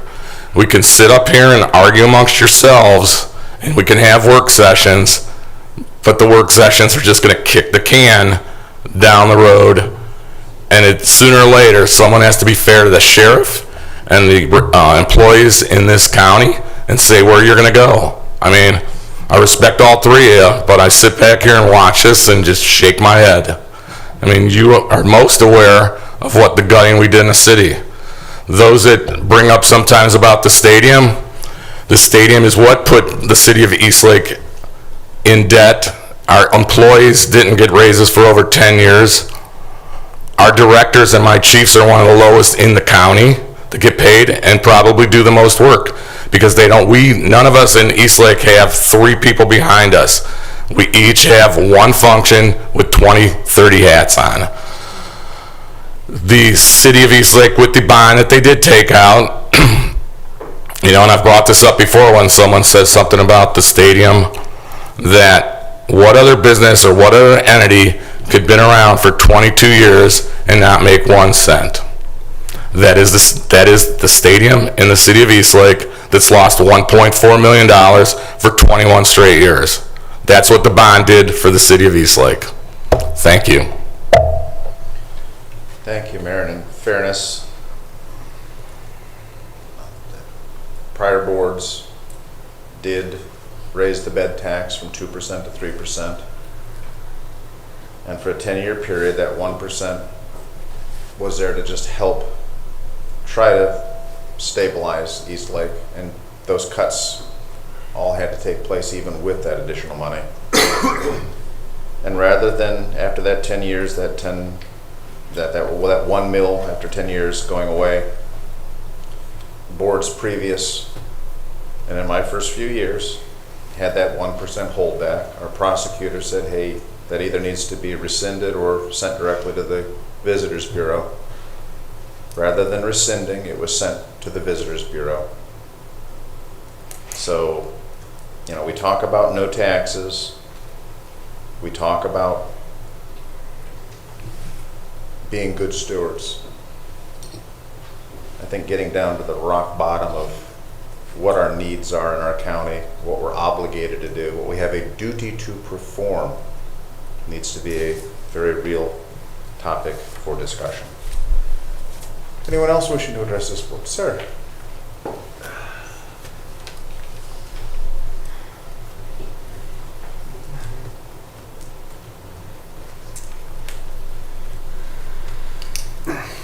I'm Chris Weiss from Trask Road in Leroy Township. Had to double check to make sure I'm not wearing a robe. I'm not Socrates. And I'm thinking, although I tend to raise the roof a little bit, kind of like Mr. Plechnik says he did. Mr. Gills, I got to have my hat off to you as a fellow engineer. Engineers never quit. That is absolutely the truth. Every convenience and comfort that humanity enjoys today was brought to us by an engineer. Okay? If it ain't mined, it's grown. Okay? As a former engineer working at the Morton Salt Mine, I can fully understand how it is to try to make things do when you don't have the budget. When you're running a salt mine and your parent company in Germany won't fund you to keep the capital equipment running, and then they come back to you and say, why didn't you mine 2 million tons of salt last year? Well, We didn't have the equipment that could do that, okay? So it's not the fault of the county engineer that he doesn't have the money to get the stuff done. And it's not his job to go to Columbus and go get it. You ought to be kissing his ass that he's doing that, okay? The basic problem that we have going on here, gentlemen, is you three men are not a team. You guys are not a team. We're 4 months into 2 of your terms. Mr. Plutchnik, you owe the fact that you're sitting there, Mr. Hammercheck. He's the guy who got you appointed before you had to run for office to stay on this board, okay? But yet, when I watch what goes on here and the tirade, you know, cutting down one of your department heads, that is just sophomoric, okay? It's uncalled for. Those are the kind of discussions you have in a back room, not in front of the public, okay? You guys remind me of my 3 sons. I have an 11-year-old, a 15-year-old, and a 16-year-old, okay? You're my son, Alex. You're the guy who stirs the pot up over and over again just for the sake of creating, you know, mayhem. John Hammercheck, he's my older son. The kid who's, you know, well-measured, brings people back on point, okay? I'm not denigrating you, but you don't talk that much, so I got to say you're my youngest kid, okay? He's the kid who kind of watches what happens and sees which brother is he going to team up with, you know, because he's got to team up somewhere or both of them are going to beat his ass, okay? So, you know, I apologize for language, all right? You know, you got to be a team, guys. Let me give you an example. Men's basketball U.S. Olympic team. Whether in the era when they were amateur athletes, we dominated the sport. In the era we were professional athletes, we've dominated the sport. Except 1 year, 2004. What happened? We got our butts kicked by Argentina and Italy.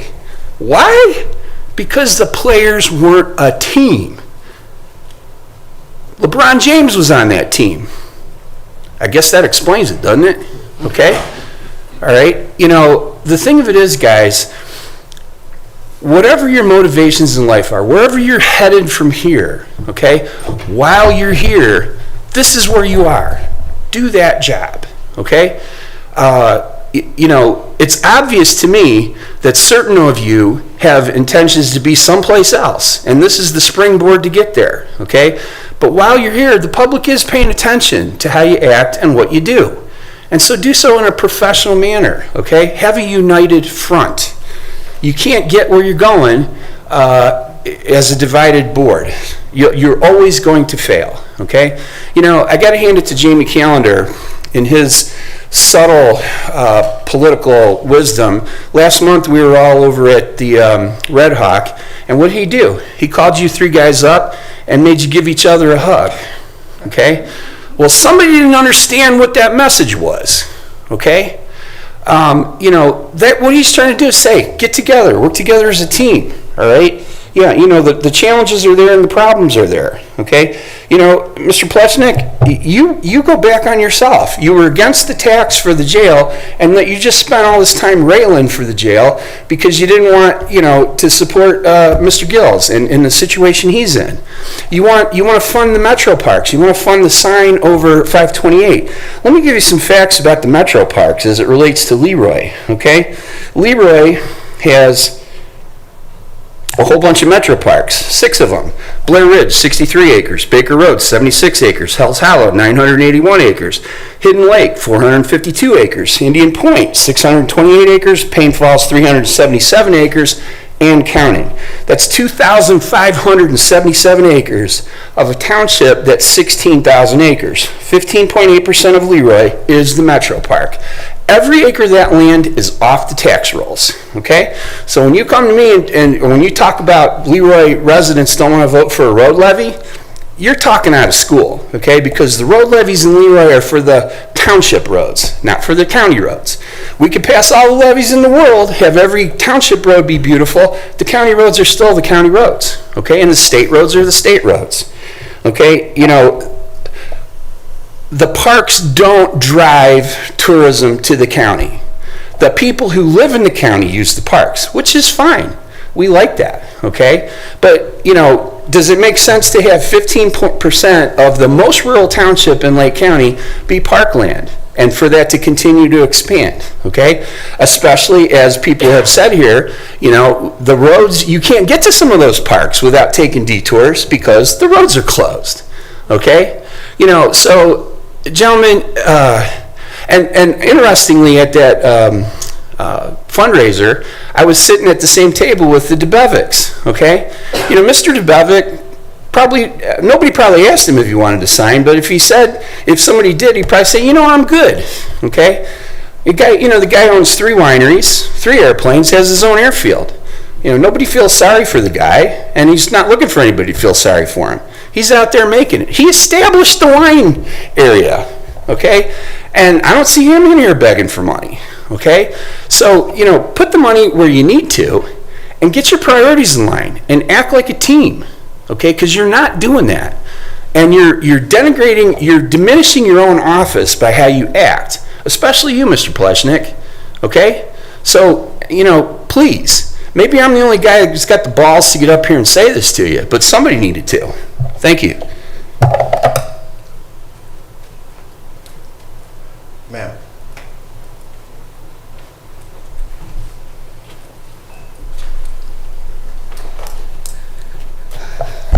Tammy Gaber, 6023 Ford Road, Madison.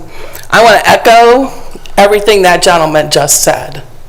And I am not asking for pristine roads. Obviously, you've never been out on Ford Road because it's far from pristine, as I'm sure he will attest to. They fixed our road a couple of years ago.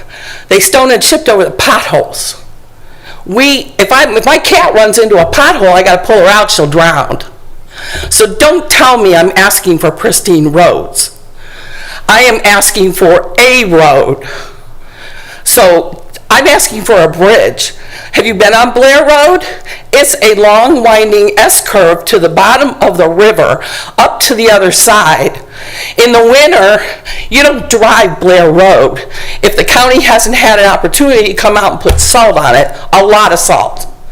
My kids never drove Blair Road in the winter, training, but that's how our children have to go to school from that side of the county, or the township, because they can't go down Ford Road, which, by the way, also has a very large, steep hill, that if they can't put salt on, we can't drive. We are bound by hills and valleys and rivers. And we don't have but one access out. Taylor Road's the same way. It's a direct shot. You cannot drive it in the wintertime. You slide down it. You slide down all of them if you try. So don't tell me we're asking for pristine roads. We are asking for safe roads. That's all we are asking for. We can't drive fast. My car breaks apart because of the suspension, because of the roughness. It does keep a little bit of the speed down. And as for your county and the tourism, I love the tourism. I love the wine. My husband worked for DeBevics for 12 years at the foundation. We love this area. But what good does it do if you can't get there? We are a designated bike path. Did you know that? We don't have bikers anymore. As my kids were growing up, tons of bicyclers rode down our road. They can't anymore because if they go down Scotts Hill, there's a barrier at the bottom. They lose it. They're into a concrete barrier. Our road is a rally road. We would see Mercedes-Benz rallies, Triumph rallies, motorcycle rallies, because they were winding around in the fall, visiting wineries. They don't do that anymore. They can't. Not to mention, it's a little rough, but they go slow. So don't tell me we're asking for pristine roads. So, get on it and fix the road. We're asking for safe roads. We're asking for pass roads. We're asking to be able to transport it to the hospital. We're asking for our houses not to burn down if there's a fire. Pristine roads. Thank you, ma'am. Sir.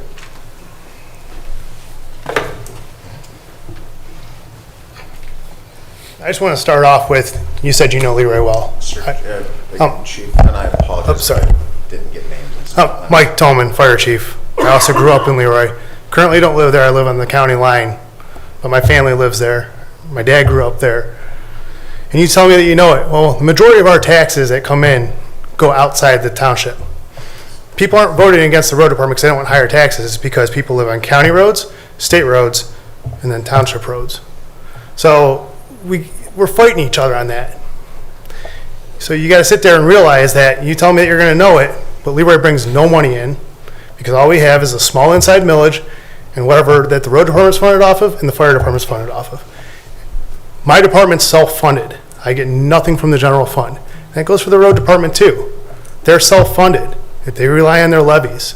And we get no funding from the county to help fund the fire department or the road department that I know of, except for, I know Mr. Gills helps out. I keep hearing from Trustee Rogers as much as he can, but he's at the end of his bank account and can't do it. These roads need to be fixed. They're going to cost someone's life. So you say you're going to be a citizen, or it's going to be one of my firefighters going into a situation that they probably shouldn't because they're told someone's stuck in that house and it took us 5 to 7 minutes longer to get there. So we need to look at fixing these. It's not a big ask. I don't want to see an arch over 528. And like it was stated, it's on the water tower, it's on the Love's sign. That's all it is. And I'm going to also go off with publicly trashing a public official that sat here and does his job and once again follows the law. He's doing his job. You want the sheriff to follow the law, then you want our fire inspectors and firefighters to follow the law. Don't be trashing the public officials. They get it enough from everyone else. Thank you. Thank you, Chief. Anyone else wishing to address this board? Anyone else in this public comment portion? Okay, well, this brings us to the conclusion of our meeting. Can I have a motion to adjourn? Mr. President? Sir. Before we do, I do have to say, in response to Mr. Weiss, it is not at all inconsistent for this Board of Commissioners to support a jail for the sheriff, which is required by state law, and not raising taxes. Not only is it not inconsistent, not only is it possible to do both, to build the jail without raising taxes, it has been ad nauseum explained how it is possible to do so. Those positions are not mutually inconsistent with each other. And I know it's not popular to support necessities like that. Nobody comes to the meeting and says, man, I want a jail. But I'll tell you, 50 years from now, people will look back and be thankful that there was responsibility taken. And I agree, one shouldn't come to meetings to trash public officials. It doesn't help. It doesn't help to get the job done. So I would agree, don't do it. It's not going to help. We are here sincerely to work together. But I think that if any of you were sitting in the position of the commissioners and you were asked to spend over $10 million after you'd gone through the full hearing process, you too would say, we need to make sure we know exactly how much money we have before you spent it. You would not want to put your departments in a position of laying people off. You would not want to put your county in a potential fiscal crisis. We talked about East Lake briefly. People made decisions without fully understanding their cost, and the city paid for decades. They made a very quick, very rash decision without deliberation, and it did not end well. That's the moral I take from that story.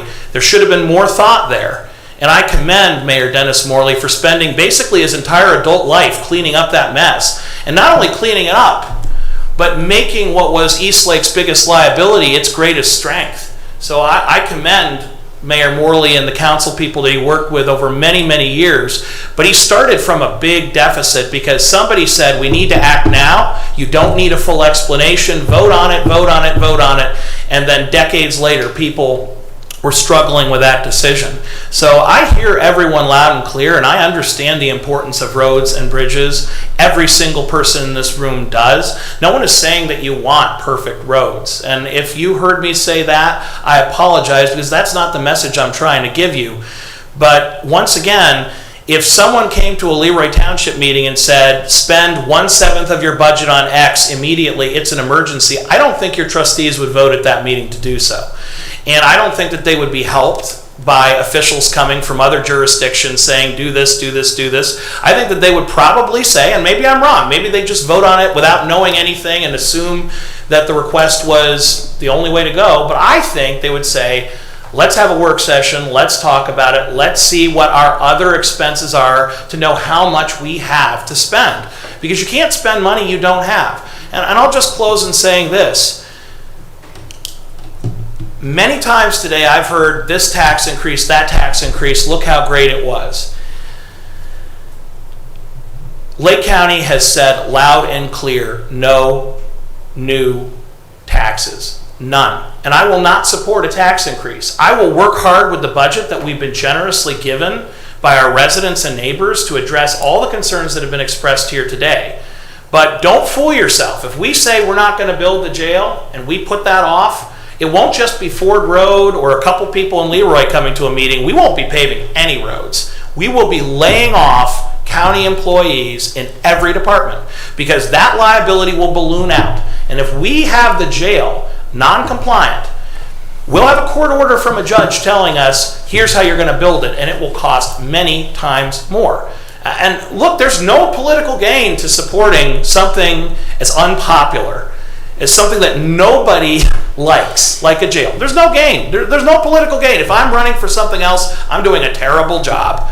I'm just observing that this is an absolute necessity. It has to be done and dealt with. And the sooner we cost it out, the sooner I can give you a clear answer and say, here's how much money is in the budget, here's what we can realistically address right now. And once again, everyone will give their pushback. Senator Serena will say, I can't give you the money from the state, it can't be done. I say no, I don't accept that no for an answer. We are continuing to lobby and we will continue to work because that's our job to do it. When the engineer says, well, I don't want a bond, I won't have money for future years. Well, it's an option, but it's not a great one. I understand that. But if it's an emergency, maybe you have to make do. Another option is you just completely ignore the jail and 2-3 years from now, we can spend $300 million on it. And then everyone says, why do we have no money for the next 30 years? Well, because people didn't think the budget through. I'm not here to pretend that this is an easy decision. And I'm grateful for the patience and understanding of the people who are here. But at the end of the day, I'm not going to vote just to get a vote. I'm going to do what's right for Lake County. And I know that Lake County does not want a tax increase, but does want us to work together to get the appropriate solutions. There are some people who got up and talked here today and in other meetings who are elected officials who are planning to run for office themselves. We can all give a speech. But I repeat, I will not vote for a tax increase under any circumstances. I will support our sheriff and fulfill our legal obligation to build the jail. And I'm going to work with all due speed so that I can actually say, here's the money Lake County has. And if there is enough money to give extraordinary assistance to the engineer, we'll work to do it. And if there's not, we don't have money we don't have. So we will do our best to get those firm numbers as soon as possible, and I hope my colleagues will work with me to do that. I don't want to delay any more on the jail. When I first came in office, I said, let's get it done now so that we aren't going to be caught in a year where we don't know what our liability is and what we're going to have to spend. But you wouldn't spend money you don't have at your kitchen table, and I'm not going to raise taxes and spend money we don't have here. Thank you. Thank you, sir. Commissioner Regovich, I have to ask you, I don't think I've missed any of our commissioner meetings, and we just heard our colleague say that he has explained ad nauseum how we can do a new jail with, let's see, ad nauseum it can be done how, explain how this can be done without raising taxes. So can you give me the numbers? What's the plan? I'm missing something. I think that's what we need to do that work session for. I think we need to sit down, look at those numbers, and get the information from our budget director and know what it's going to cost, what the bond rate would be, all those kind of things we need to find out at a work session to make those decisions. But just to be clear, what are the numbers? How we can do this without, hey, you and I both were supportive of our sheriff, our prosecutor, the system. We put it out there, then we rescinded it. Our colleague asked for a new deck. Let's play a new hand. Okay, we honored that. But I just heard ad nauseum. It's been explained how this can be done. I've been here. I haven't heard this. Help me out because I don't know what this is. What's the plan? We have to, again, I think this is what we unpack in the work session. this is what we need to do the work and get through that. What does it look like? What money do we have? What money can we put as a down payment on the jail? What money can we keep for capital improvements? We have a lot of other things in front of us. So it sounds like you're struggling as I am. Thank you, sir. So you said ad nauseum. What are the numbers? I've heard a lot of talk, but maybe your definition of mine of ad nauseum is very different. There's a lot of nauseating things we've been talking about. What are the numbers? Are we going to actually have numbers when we do this work session, or are we just going to talk? I would hope that we will be positive, have numbers, and map stuff out. Is that something we can all commit to right here now, that we'll have numbers? Mr. President, have you ever worked on a capital project without numbers? I'd like to know for context, because it seems like an odd question. It seems rather plain on the face of it. But in response, I'm asking, have you ever worked on or voted for a capital project without numbers? Is that something that you've done in past roles, or? It's an extraordinary question and rather irrelevant. So are we going to have numbers when we're talking, or are we just going to talk? So you're not going to answer? I'll answer just like you've been answering. Non-answer. You've never answered what's your plan. You've been given a new deck. Commissioner Regovich and I have given you the floor. We've given you every opportunity to say, what's your plan? We have people coming to these meetings with life safety issues. And all we hear is, you're going to be patient, wait 20 or 30 years and we'll get to you. Just wait your turn. We have to commit that when we come back and we do this work session, that it's going to be numbers, it's going to be something that we can point to, it's going to be something that's sustainable and real, not just words. That's all I'm asking is, Commissioner Regovich, are you committing to numbers? If we go to this meeting, we're going to have numbers. Would you commit to that? I'm committing to it. How about you? I think that we need those numbers to be provided. We need to know what bond counsel says. We need to know where the sheriff's negotiations are. We need to know all that, put those numbers down, find out what we have, and where do we move forward to. Mr. President, with respect, saying we need to discuss numbers at a work session for a budget is like saying we should make sure there's oxygen in the room so that we can breathe and discuss. I don't know how to respond in any way other than that. But in terms of my plan, for whatever it's worth, whether or not it passes this Board of Commissioners or not, to balance the budget, build the jail without raising taxes, I've been very clear. I've heard you complain at commissioners' meetings about the plan that I proposed, that I even published in the News Herald. I explained in detail that the study we received from HOK most recently, including contingencies, shows that their best estimate of the cost of a new jail is between $140 and $170 million. Their formal estimate is $160 to $170, but they build in a $20 million contingency. So you have to take into account the fact that you could have a lower end, assuming that all contingencies go in your favor. So if we look at the broadest range from the estimate that we were given, the cost of the new jail would be between $140 and $170 million. We have, as many people have pointed out, ARP funds, some of which can be used for the jail as well as savings. And people and reasonable minds may disagree on what the best down payment is. What is the most responsible? It doesn't take a rocket scientist or even an accounting major to understand that the bigger the down payment, the lower the annual payment will be. The lower the down payment, the bigger the annual payment will be. And in all likelihood, we'll be bonding out for about 30 years. So the size of that annual payment is very significant. It's also dependent on interest rates. As Commissioner Regovich said, we need to have updated numbers from bond counsel. But the reality is, if we make a significant enough down payment, and I'm confident in saying that we can put down somewhere between 50 and 70 million, which is what I said in my op-ed. I think we could potentially even go higher, although once again, exhausting all savings has its own costs. Then we can bond out the rest for an amount less than our surplus. But once again, we actually need to look at those different scenarios as a board and see what down payment versus what annual payment we're most comfortable with given our other needs and priorities.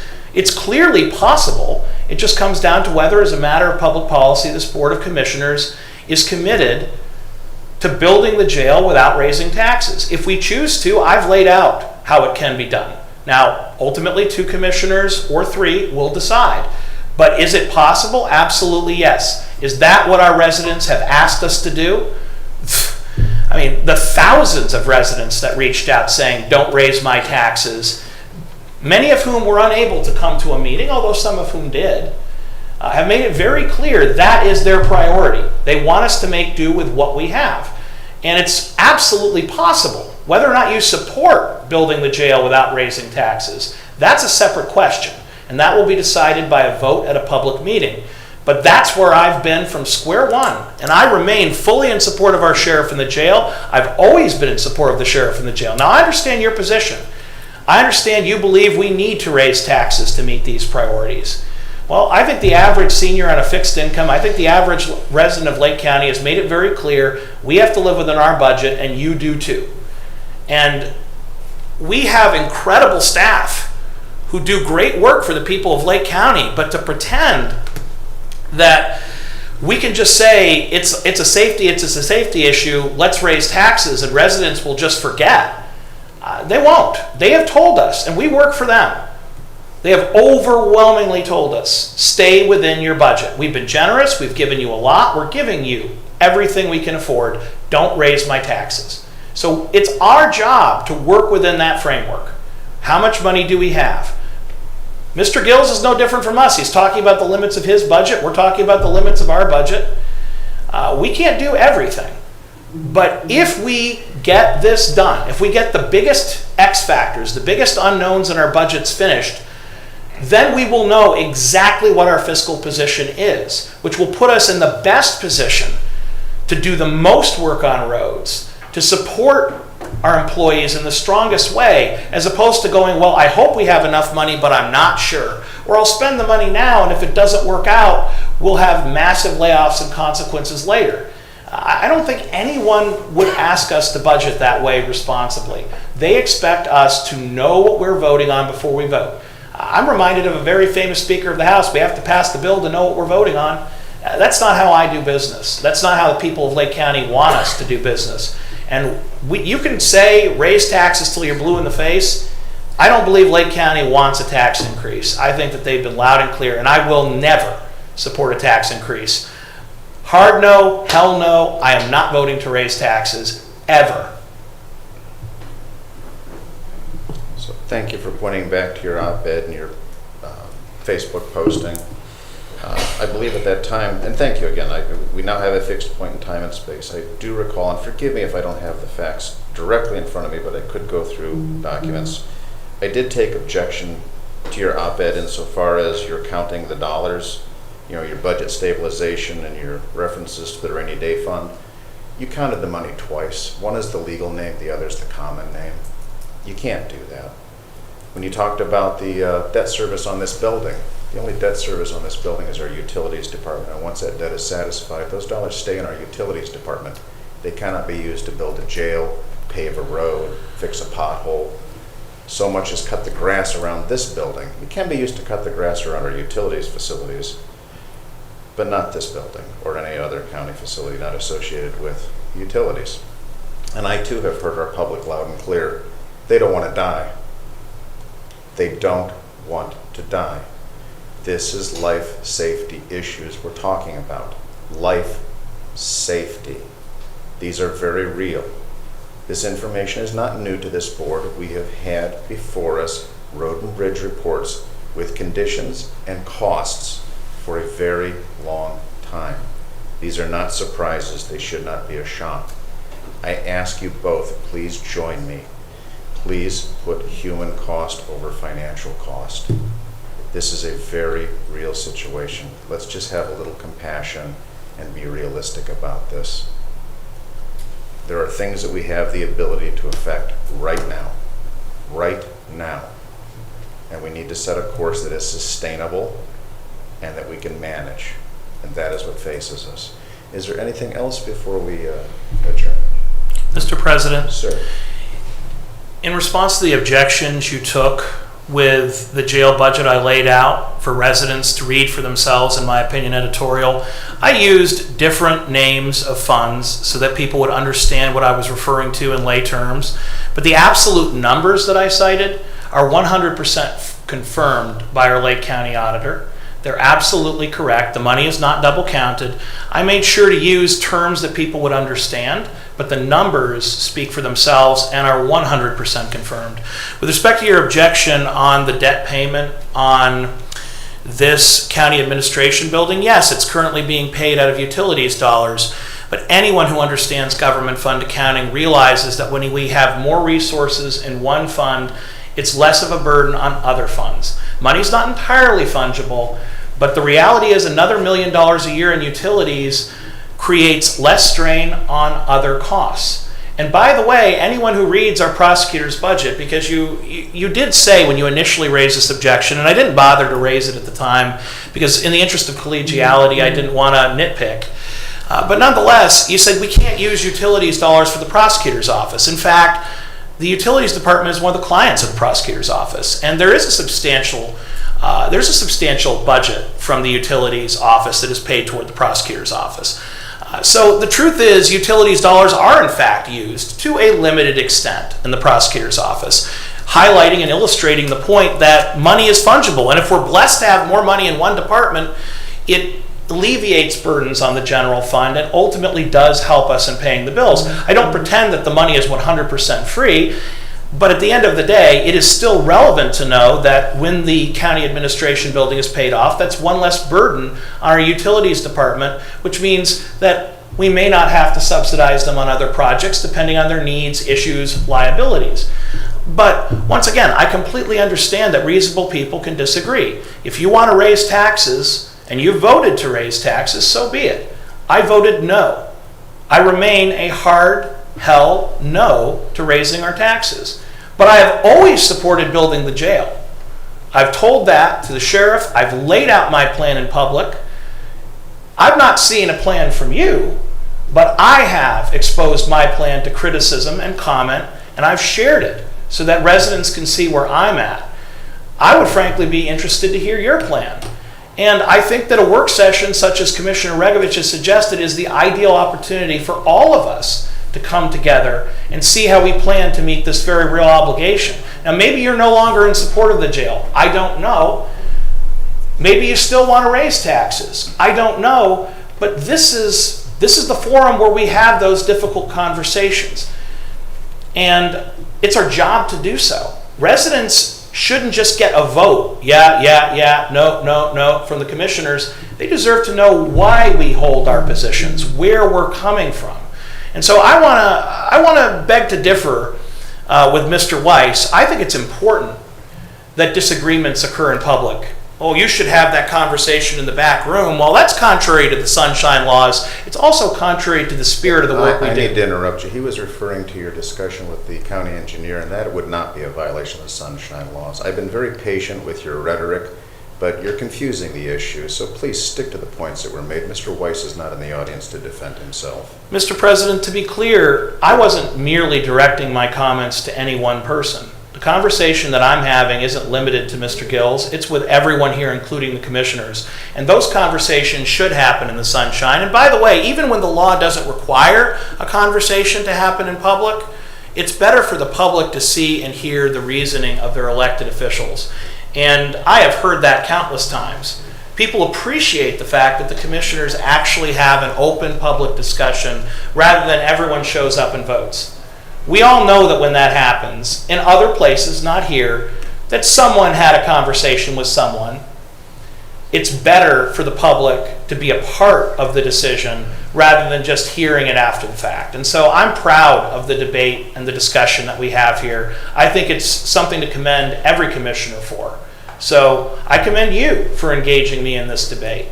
And I look forward to hearing your alternative solutions if you have them. I also look forward to hearing if you agree, if you do.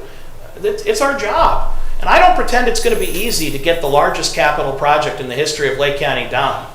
Everyone knew this was going to be a heavy lift. Everyone understood this was going to be hard work, and it would require sacrifice and difficult decisions. If this were an easy job, everyone would want to do it. It's not. In the interest of clarity, for those who may not understand, the County Prosecutor's Office Civil Division, they act as the county's attorneys. Their activities with the Utilities Department are contractual. They take care of any kind of legal inquiries about easements or any other such stuff. So if anybody's wondering, wait a minute, why is the prosecutor's office being paid out of the utilities? It's a nominal fee associated with the services being delivered by our civil division of the prosecutor's office. And there is no legal means by which an enterprise fund such as utilities can supplement or supplant the general fund. The general fund, however, can pay to put water lines in the ground, sewer lines in the ground, or to work on other infrastructure associated with it if there are shortfalls or an immediate need. Just to be abundantly clear and keep everything in context. And with that, do I have a motion to adjourn our meeting? I'll make the motion. Second. Thank you. Madam Clerk, roll call, please. Commissioner Bregovich. Yes. Commissioner Pledger. Yes. Commissioner Hammercheck. Yes. Thank you for joining us today. This meeting stands adjourned.